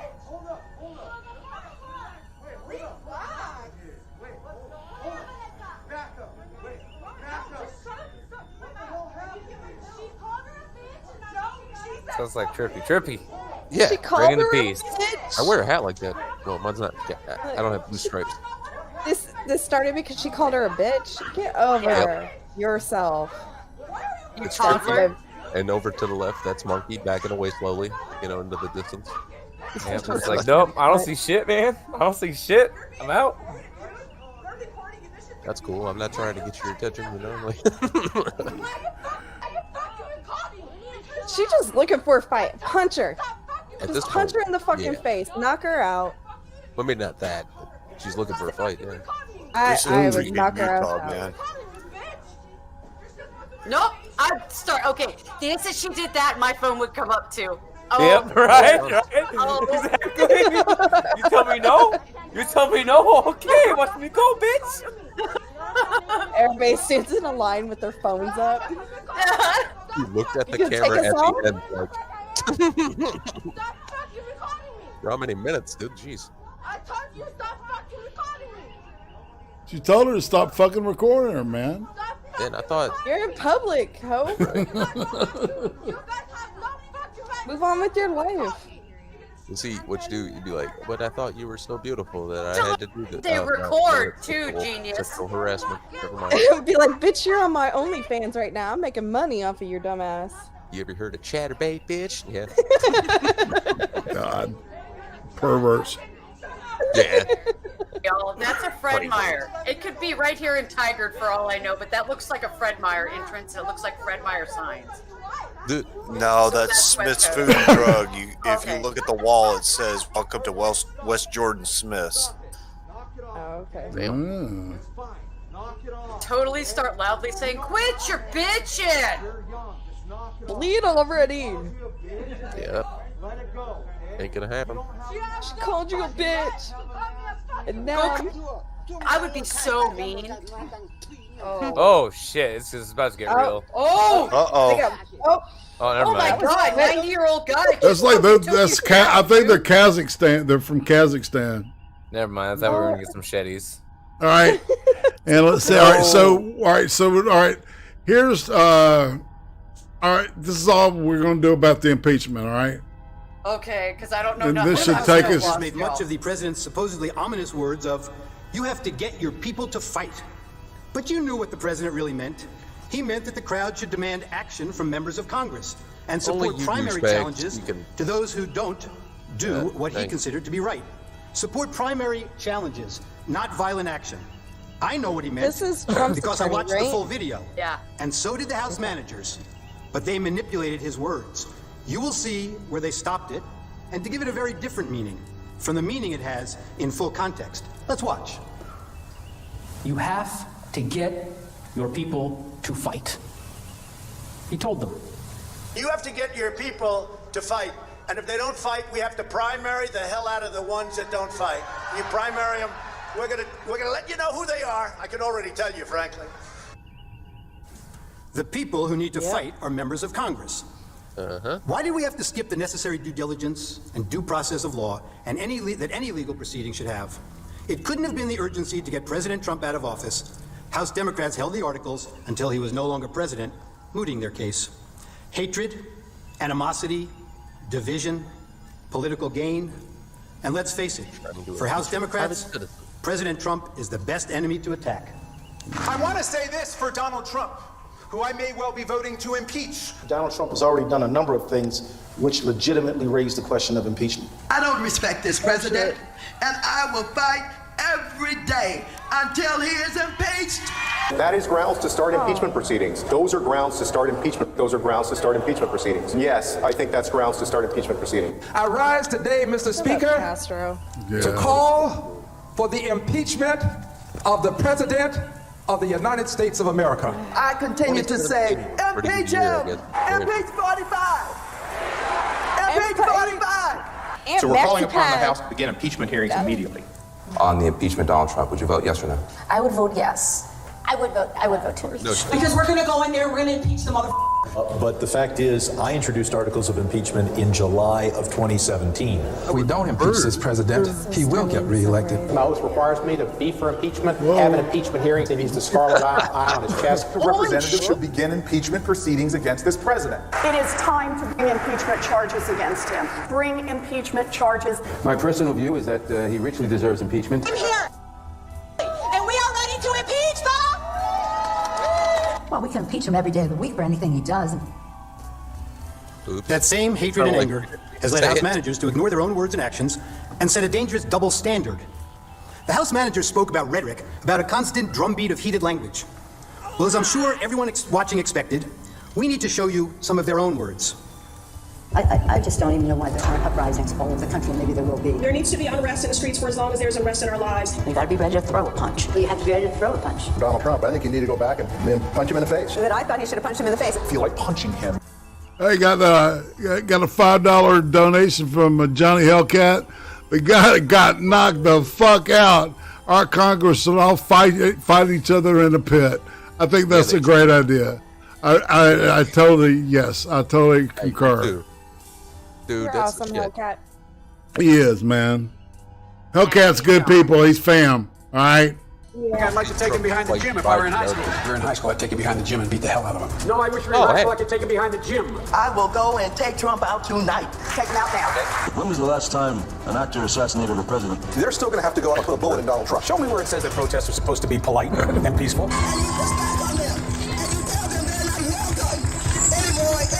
I have thought an awful lot about blowing up the White House. Please, get up in the face of some Congress people. People will do what they do. I want to tell you, Gorsuch, I want to tell you, Kavanaugh, you have released the whirlwind, and you will pay the price. We're gonna go in there, we're gonna... This is just a warning to you Trumpers. Be careful. Walk lightly. And for those of you who are soldiers, make them pay. If you had to be stuck in an elevator with either President Trump, Mike Pence, or Jeff Sessions, who would it be? Does one of us have to come out alive? Somebody on Ellen's And there's more. Cackle like a witch. Every single day. I'm a fighter and I'm relentless, but I'm a fighter and I'm relentless. A fighter and I'm relentless. I will fight like hell. But the way I see it now is that we pick ourselves up and we fight back. That's what I think it's all about. We stand up and we fight back. We do not back down. We do not compromise. Not today, not tomorrow, not ever. You can either lie down, you can whimper, you can pull up in a ball, you can decide to move to Canada, or you can stand your ground and fight back.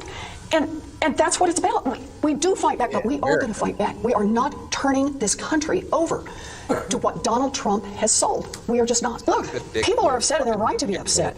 Now we can whimper, we can whine, or we can fight back. Me, I'm here to fight back. Oh, you just go practice from the same time. I'm here to fight back. She fought back because with we that will DNA not test. forget. You stood in the mirror. We do not want to forget. She did well. We will use that vision to make sure that we fight harder, Somebody we fought fight for her tougher, with the and ugly we fight stick. more passionately for than ever. Yeah. We still have a fight on our hands. Fight hard for the changes Americans are demanding. Get in the fight. Winning the fight. Fighting. Please, fighting. Please use every tool possible to fight for this change. We'll fight. We'll fight. To fight. Fighting hard. Serious about fighting and fight. We gotta get on our front foot and fight back. Problems, we call them out and we fight back. I'm in this fight. I am fighting. Get in this fight. Get in this fight. Get in this fight. And fighting, we all need to be in the fight. We all need to stay in the fight. We stay in this fight. We fought back. We fought back. I am not afraid 2 of hours a in fight. this bitch saying fight. All the way. You don't get what you don't fight for. Our fight. Our fight. We are in this fight for our lives. This is the fight of our lives. But we are going to make sure that this fight does not end tonight. This is a fight for our lives, the lives of our friends and family members and neighbors. It is a fight. It is a fight that we're going to work to make sure continues. It's a fight. It is a fight. It is a fight, and that's what this fight is for. Well, I'm wired to fight anyone who isn't doing their job for us. I'm John Tester, and you're damn right. I approve this message. You damn right, boy. I'll have lots of fights ahead of us, and I'm ready to stand up and keep fighting. We have to fight. We're going to fight. We're going to fight. We need to fight, and we need to fight. We're going to fight. We got a few more fights. We're going to take the privilege of a few more fights, and we have the biggest fight of all. I will never stop fighting. I will fight like hell to fight back against anyone. We need to say loud and clear that we are ready to fight. It's a bare knuckles fight. Now they're going to have to actually fight back against people. The fight has to be conducted. It's so important that we need to fight. Fight that fight. We have been fighting. I was fighting very hard. Time is of the essence, both in terms of the fight. I think we should be fighting. Well, I really believe we need to fight. We're simply not going to take this line down. We're going to keep fighting. So I'm telling all my colleagues, this is the fight of our life. Whose side are you on? Who are you fighting for? Nah, they're fighting. We're both fighting. We will fight back. We're not going to just take this line down. I'm just going to keep the fight up. What we have to do right now is fight as hard as we can. That's what I'm hearing right now. and fight back. And so we're going to fight, and we're going to continue to fight. I'm going to be fighting like hell. Keep fighting, or we kept fighting and we did, so we're going to keep fighting. We have to be fighting every single day. We have to fight back, and we have no choice but to do that. I think we're doing the right thing to do that. Fighting. And I'm fighting. Our job right now is to fight. It's really important. I'm going to keep fighting. I'm asking for the support of people across the country to fight back. And you got to be fierce in fighting. Keep fighting. Round of fighting. I told President Biden I will fight like mad. I'll tell you what, now more than ever, we have to fight like hell. We have these battles on the floor of the Senate. I'm going to go down and battle, and I'm going to be down there on the floor fighting. But we Democrats are fighting as hard as we can. Democrats are fighting as hard as we can. Credit it in any way, but we're fighting back. What we've got to do is fight in Congress, fight in the courts, fight in the streets, fight online, fight at the ballot box. Fighting and pushing around the clock, fighting, continue to be brave and be strong and keep fighting. We're getting people engaged in the fight. We're fighting. We've got to keep fighting and keep focused. Continue to fight. This is going to be a fight. We'll also fight him and challenge him in every way that we can, in the Congress, in the courts, and in the streets. To continue fighting, we each have an important role to play. It's fighting. In this fight, like so many before it, it has been a fight. The American people are going to have to fight. And about the importance of fighting, I will always fight. Fighting. But we always must fight. Joe Biden has a deep, deep-seated commitment to fight and to fight. And about the importance of fighting, we always must fight, to fight, to fight, and to fight. As our willingness to fight continued the fight, as Joe Biden says, to fight. It's about fighting what we're fighting for. We will tell them about what we did to fight. Really about. Well, and the deal is that her rhetoric using fight in every sentence, right, was exposed. It works when she's like the only one talking, right? Yeah. Well, you got people like Mike Pence, throwing back at her. He destroyed her ass.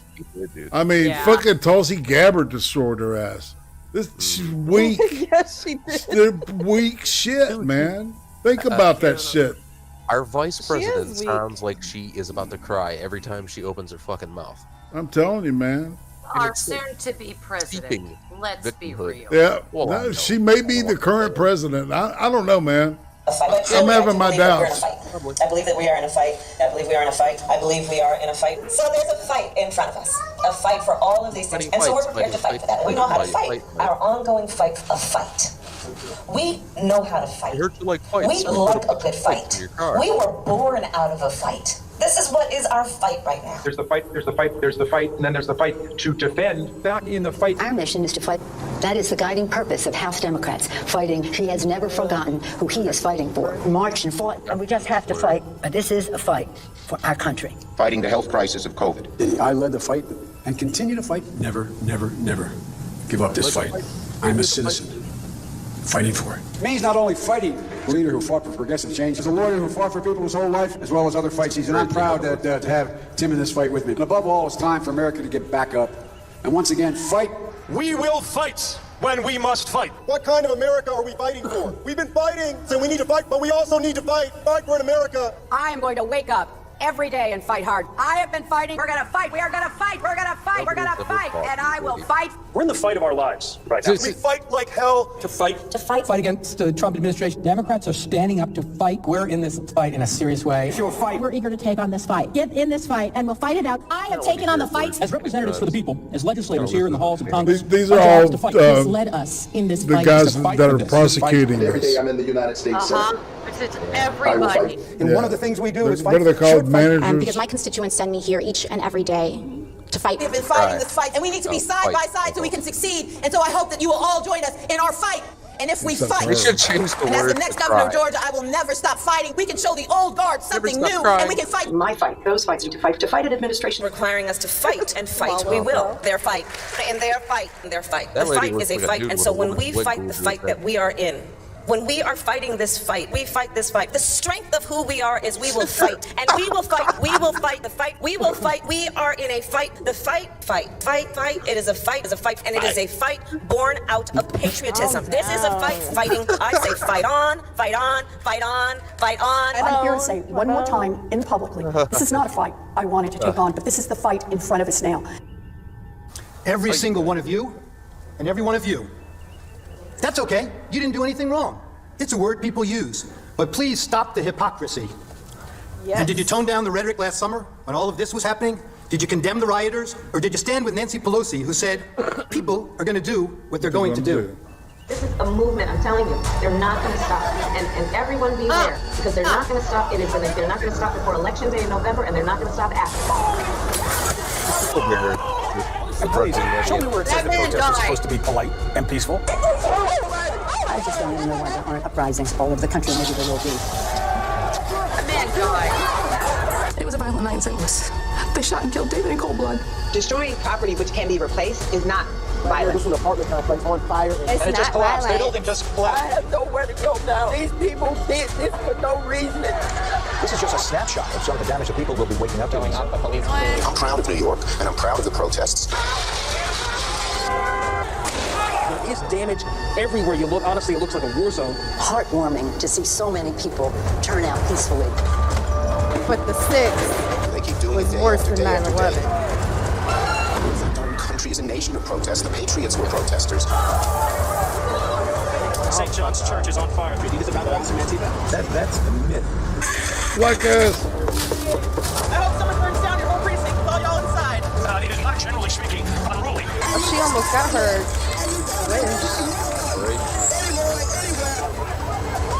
They're not going to let up, and they should not. Yeah. You claim that it's wrong to object to the certification of election results. You, along with your allies in the media, attempted to cancel and censor members of this chamber who voiced concerns and objected to certification. Manager Raskin, you'd been in Congress only 3 days when you objected in 2017. It's one of the first things you did when you got here. I have an objection because 10 of the 29 electoral votes cast by Florida were cast by electors not lawfully certified. Is the objection in writing and signed not only by the member of the House of Representatives, but also by a senator? It is in writing, Mr. President. Is it signed by a There's senator? a Not as of person yet. I don't In that miss. case, the objection cannot be entertained. Mr. President, I object to the certificate from the state of Georgia on the grounds that the electoral votes were No not... debate. No Man, debate. whoever hit her with the shovel to from the baby state of needs North to be Carolina kicked. based on Man, violations funny as There's no fuck. debate. There's no debate in the joint session. I object because people are horrified by the overwhelming evidence. Section 18, Title 3 of the United States Code prohibits debate. I object. Objected to the counting of the electoral votes of the state of Ohio. I object to the certificate from the state of Alabama. The electors were not lawfully certified. I object to the 15 votes from the state of North Carolina because of the massive voter suppression and the closing of polling booths. There's no debate. There's no debate. 16 There's to no 1. debate. And the massive The voter gentleman. suppression that occurred. The gentleman was suspended. I have objection to the electoral votes. The objection is in writing, and I don't care that it is not signed by a member of the Senate. I do not wish to debate. I wish to ask, is there one United States senator who will join me in this letter? There's no debate. The objection is signed by a member of the House, but not yet by a member of the Senate. It is over. And when the House managers realized that the president's actual words could not have incited the riot, as you alleged in your article of impeachment, you attempted to pivot. You said that raising the issue of election security and casting doubt on the propriety of our elections was dangerous. One of the House managers, Mr. Cicilline, told you that this is not about the words Mr. Trump used in isolation. Rather, it is about the big lie, the claim that the election was stolen. The House managers told you that it's the big lie that incited the riot, and that the big lie was President Trump's claim that the election was not a fair election, or that the election was stolen. Claiming an election was stolen, you were told, are words that are insightful to a candidate's followers and cause people to respond violently. Claiming an election was stolen, or not legitimate, is something that a candidate should never do because he or she knows, or should know, that such a claim and such words can actually incite violent insurrection, you were told. Well, it seems that the House manager's position must be actually a bit narrower than that. The House manager's position really is that when Republican candidates for office claim an election is stolen or that the winner is illegitimate, it constitutes inciting an insurrection, and the candidate should know it. But Democratic Party candidates for public elective office are perfectly entitled to claim the election was stolen or that the winner is illegitimate or to make any other outrageous claim they can. It is their absolute right to do so. And it is their absolute right to do so, irrespective of whether there's any evidence to support the claim. Democratic candidates can claim that an election was stolen because of Russian collusion or without any explanation at all. And that is perfectly okay and is in no way incitement to an insurrection. And somehow, when Democratic candidates publicly decry an election as stolen or illegitimate, it's never a big lie. You've been doing it for years. But can you imagine telling your supporters that the only way you could possibly lose is if an American election was rigged and stolen Shut from up, you? Castro. And ask yourself whether you've ever seen anyone at any level of government make the same claim about their own election. If Stacey Abrams doesn't win in Georgia, they stole it. Yeah. It's clear. It's clear. And I would say that publicly, it's clear. You can run the best campaign. You can even become the nominee. They doxed. and you can have the election stolen from you. He knows he's an illegitimate president. He knows that there were a bunch of different reasons why the election turned out the way it did. Votes remain to be counted. There are voices that were waiting to be heard. Right, and I will not concede. And I respect where you're coming from, and I respect the issues that you're raising. You're not answering the question. Do you think it was... You're not using the word legitimate. There are still legitimate concerns over the integrity of our elections and of ensuring the principle of one person, one vote. I agree with tens of millions of Americans who are very worried that when they cast the ballot on an electronic voting machine, that there is no paper trail to record that vote. But constantly shifting vote tallies in Ohio and malfunctioning electronic machines, which may not have paper receipts, have led to additional loss of confidence by the public. This is their only opportunity to have this debate while the country is listening, and it is appropriate to do so. House Manager Castro no longer has to try to imagine it, thanks to the distinguished senator and others. It didn't have to be this way. 15 years and a shitload of vodka, man, has really worn Nancy's ass out. Jesus. The Democrats promised unity. They promised to deliver the very COVID relief in the form of $2,000 stimulus checks that President Trump called for. They should have listened to their own words of the past. I leave you with the wise words of Congressman Jerry Nadler. The effect of impeachment is to overturn the popular will of the voters. We must not overturn an election and remove a president from office, except to defend our system of government through our constitutional liberties against the dire threat. And we must not do so without an overwhelming consensus of the American people. Well, all right, so he obviously had the gastric bypass surgery, right? And well, one of the side effects of the gastric bypass is sometimes you get the shits, right? Remember that time he pooped himself? His pants? Yeah, man. Fucking conference? Exactly. That's exactly what I was thinking about. He was a fat motherfucker, man. It's like yeah, he was. There used to be jokes about calling him the roly-poly. I tell you, There must never be a narrowly voted impeachment or an impeachment supported by one of our major political parties and opposed by the other. Such an impeachment will produce the divisiveness and bitterness in our politics for years to come and will call into question the very legitimacy of our political institutions. The American people have heard the allegations against the president, and they overwhelmingly oppose impeaching him. They elected President Clinton. They still support him. We have no right to overturn the considered judgment of the American people. Mr. Speaker, the case against the president has not been made. There is far from sufficient evidence to support the allegations, and the allegations, even if proven true, do not rise to the level of impeachable offenses. Mr. Speaker, this is clearly a partisan railroad job. The same people who today tell us we must impeach the president for lying under oath, almost to a person voted last year to re-elect the speaker who had just admitted lying to Congress in an official proceeding. The American people are watching, and they will not forget. You may have the votes, you may have the muscle, but you do not have the legitimacy of a national consensus or of a constitutional imperative. This partisan coup d'etat will go down in infamy in the history of this nation. Thank you, Mr. Speaker. I yield back the balance of my time. Wow. I totally forgot how retarded that man sounds. Yeah. Man. And so we'll come back in here. Let's go into the green room. Let's hang out with the slideshow. Okay. Yeah. So glad I haven't watched any of this goddamn impeachment because I'd probably be screaming at the screen. Yeah. I can't. I haven't watched any either. I can't watch it. But I think that guy did a good job, man. Yeah. I really did. You know, it's, if nothing else, to the American people. Yeah, dude. Yeah. Right? That's what's the most important is that they saw it. You know, and some of those TDS motherfuckers might go, well, holy smoke. Oh no, you know what they'll do. They'll turn it off. It's not good for their mental health. Yeah, maybe. Well, I don't know. You know, they're claiming that they were morally correct in everything that they did and all their actions because they were fighting for their lives. Oops, hit the mic, sorry. So I've already heard multiple debate panels on Twitch, and it's usually like 5 liberals against 2 conservatives, and they have all repeatedly said they were morally just in every action that they've ever taken since Clinton. Mm-hmm. What? Yes, Yep. they are. Convinced. They are sticking to their guns on this. They are eating up everything that mainstream media is telling them, and their politicians. Wow. Never mind the massive protests for Obamacare. Never mind the massive protests about Dreamers. Mm-hmm. Yeah, Obama just what? Yeah, it's amazing to watch it because the TDS is still super strong. They want his head on a pike. They don't care how it gets there. They want Trump punished. Wow, they're gonna burn down the country because they're mad. Fuck them.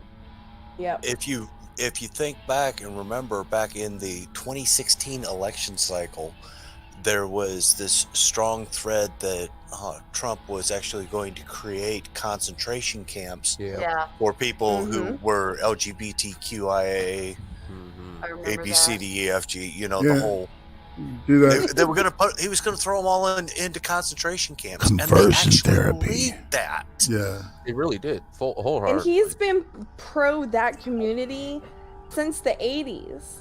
Yeah. Obama only came out pro during his second term, and when he was absolutely forced to take a side. Right. Him and Hillary did that shit at the same time. Well, they didn't take a side until the Supreme Court ruled on it. Is that what happened? I don't remember the circumstances. I just remember Obama and Biden both openly stated that they were against gay marriage. They would never be for it. And then all of a sudden they flipped. Yeah, as soon as it was before the Supreme Court. Yeah. As soon as it was there. Yeah. The whole point is to engender fear. As much fear as possible, because when people are scared, they start doing stupid stuff. And the more fear that they could engender, the more they could say, we're morally justified in everything that we do, and you guys are always wrong in what you do, and we are fighting for the soul of the country. I know you guys have heard that phrase. We are fighting for survival of our democracy. And it's crap. It is crap. Because that's not what our country is. We are not a democracy. We're a representative republic. Exactly. For one. For another, America doesn't have a soul. We have a dream, and there's a difference. And a collective. And a people. You know what I mean? Like, we should be the American people instead of sitting there being like, we're the boss of everybody, or we help everybody. Fuck that. Let's worry about us. I never understood that shit. Like, we got to worry about what China thinks and all these other fucking countries, when it's like, we're the ones that should be telling them what to do. That's it. I mean, I believe in us being charitable in certain situations, but to give charity to corrupt nations, no, fuck that. Why are we giving money to corrupt people? Well, we've done it for a long time. That, you know, I guess it's kind of like being addicted. Maybe it's the way we need to look at this shit, is that we're dealing with an addict, and they don't want the withdrawals of reality, so they keep getting high, or on power, right? Right. So so that makes sense. That makes sense. Absolutely. I'm absolutely pissed off that Biden's talking about giving Puerto Rico money for a hurricane that we already gave aid to them, and they fucking put it in their pockets. And they hid the aid. Yeah, they had it in warehouses, and it went bad. Yeah, they found it months and months later, and the mayor was the one that did it, and she never got popped. She never got held accountable for it. 3,000 people died. 3,000. And, you know, so AOC is out there spouting off her donkey mouth about the bullshit. Oh, Trump's withholding aid. Trump's withholding this. We gave aid.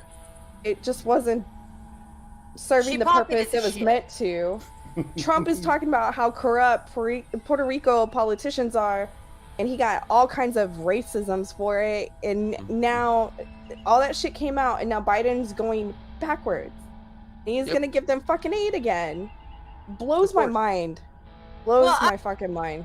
When did they decide they were going to try to give DC statehood? Does the Constitution and previous legislation just no longer matter now? That when they were going to. The only way they could give DC statehood is a constitutional amendment. Which has been proposed. How are you being proposed? Yes, it's being proposed. They want 2 extra senators.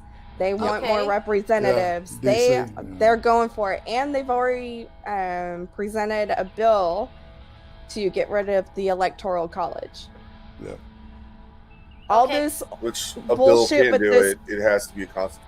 amendment. Well, okay, even Right, if you well, do it's a been constitutional presented. amendment, good luck getting 3/4 of the country to agree with that Well, shit. right. It's not going to happen. Sorry. Yeah. Right. No shit. No shit.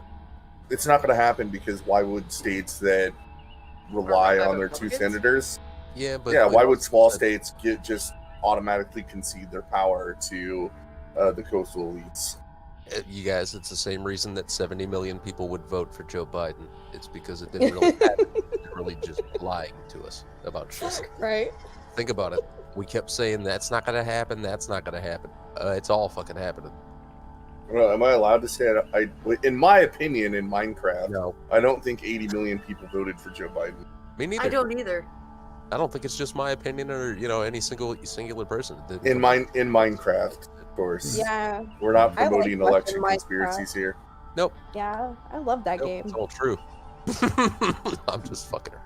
In Minecraft. That's right. Before In that, Minecraft. How about in Mein Kampf? It's in Mein Kampf. Minecraft is no longer. Oh, Minecraft's racist. You know? Oh, all right. So, yeah, it's time to slide, man.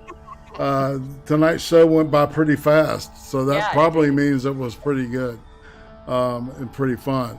And I noticed that we picked up some people, man. We appreciate the chat. Thank you all, everybody that donated. I want to thank them. But we're gonna do exits and shills, and then we're out. All right. All right, Miss Timmy, you go first.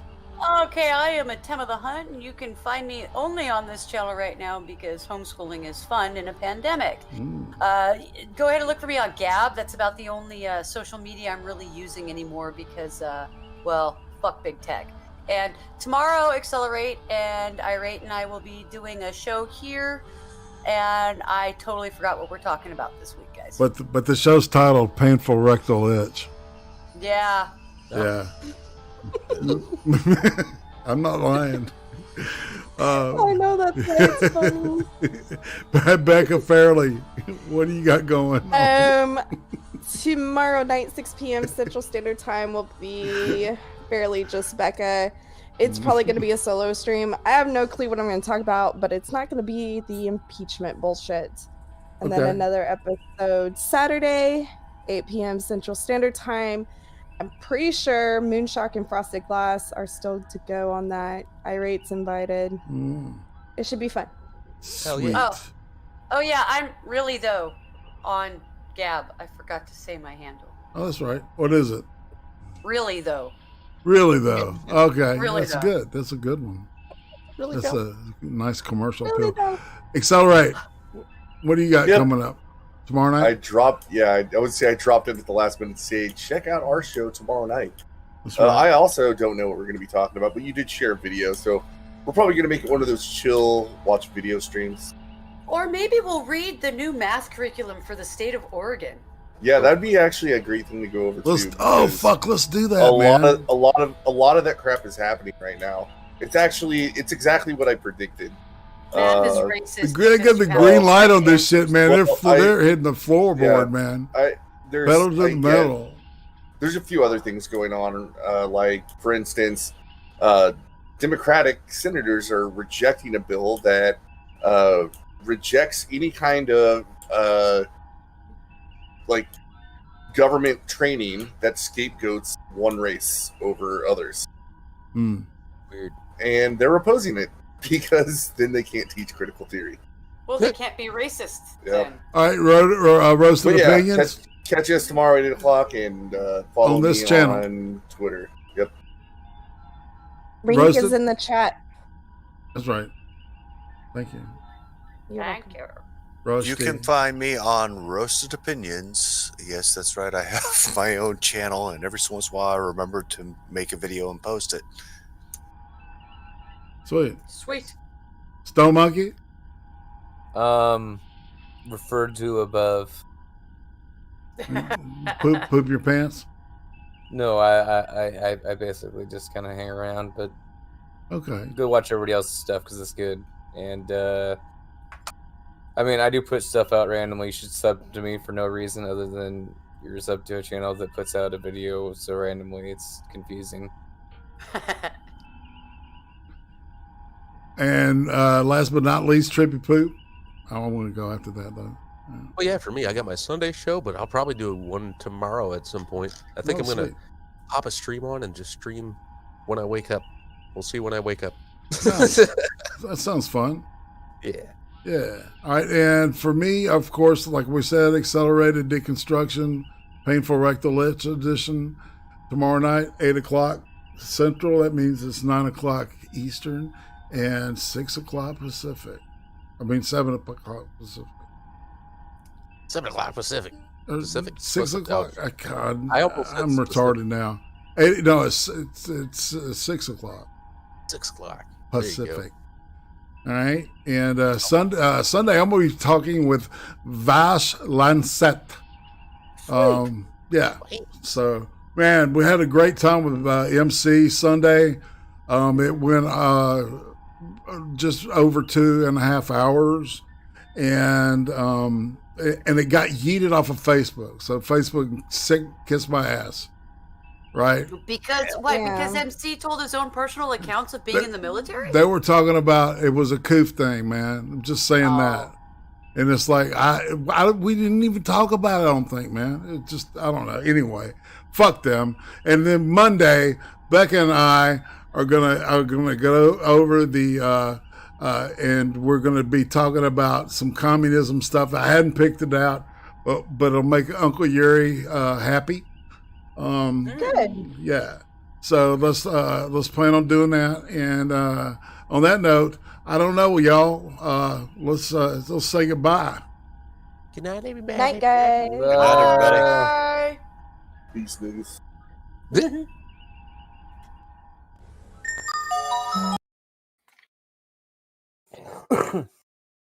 Deedle deedle.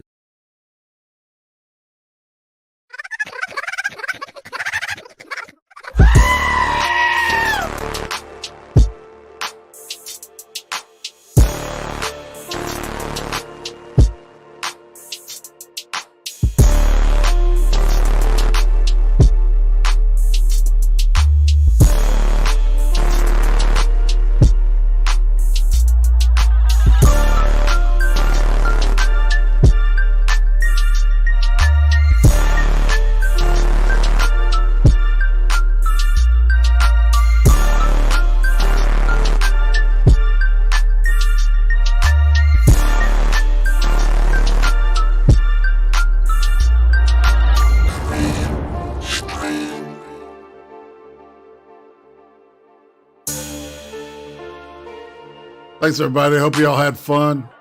I appreciate your chat. Join us back next week, same time.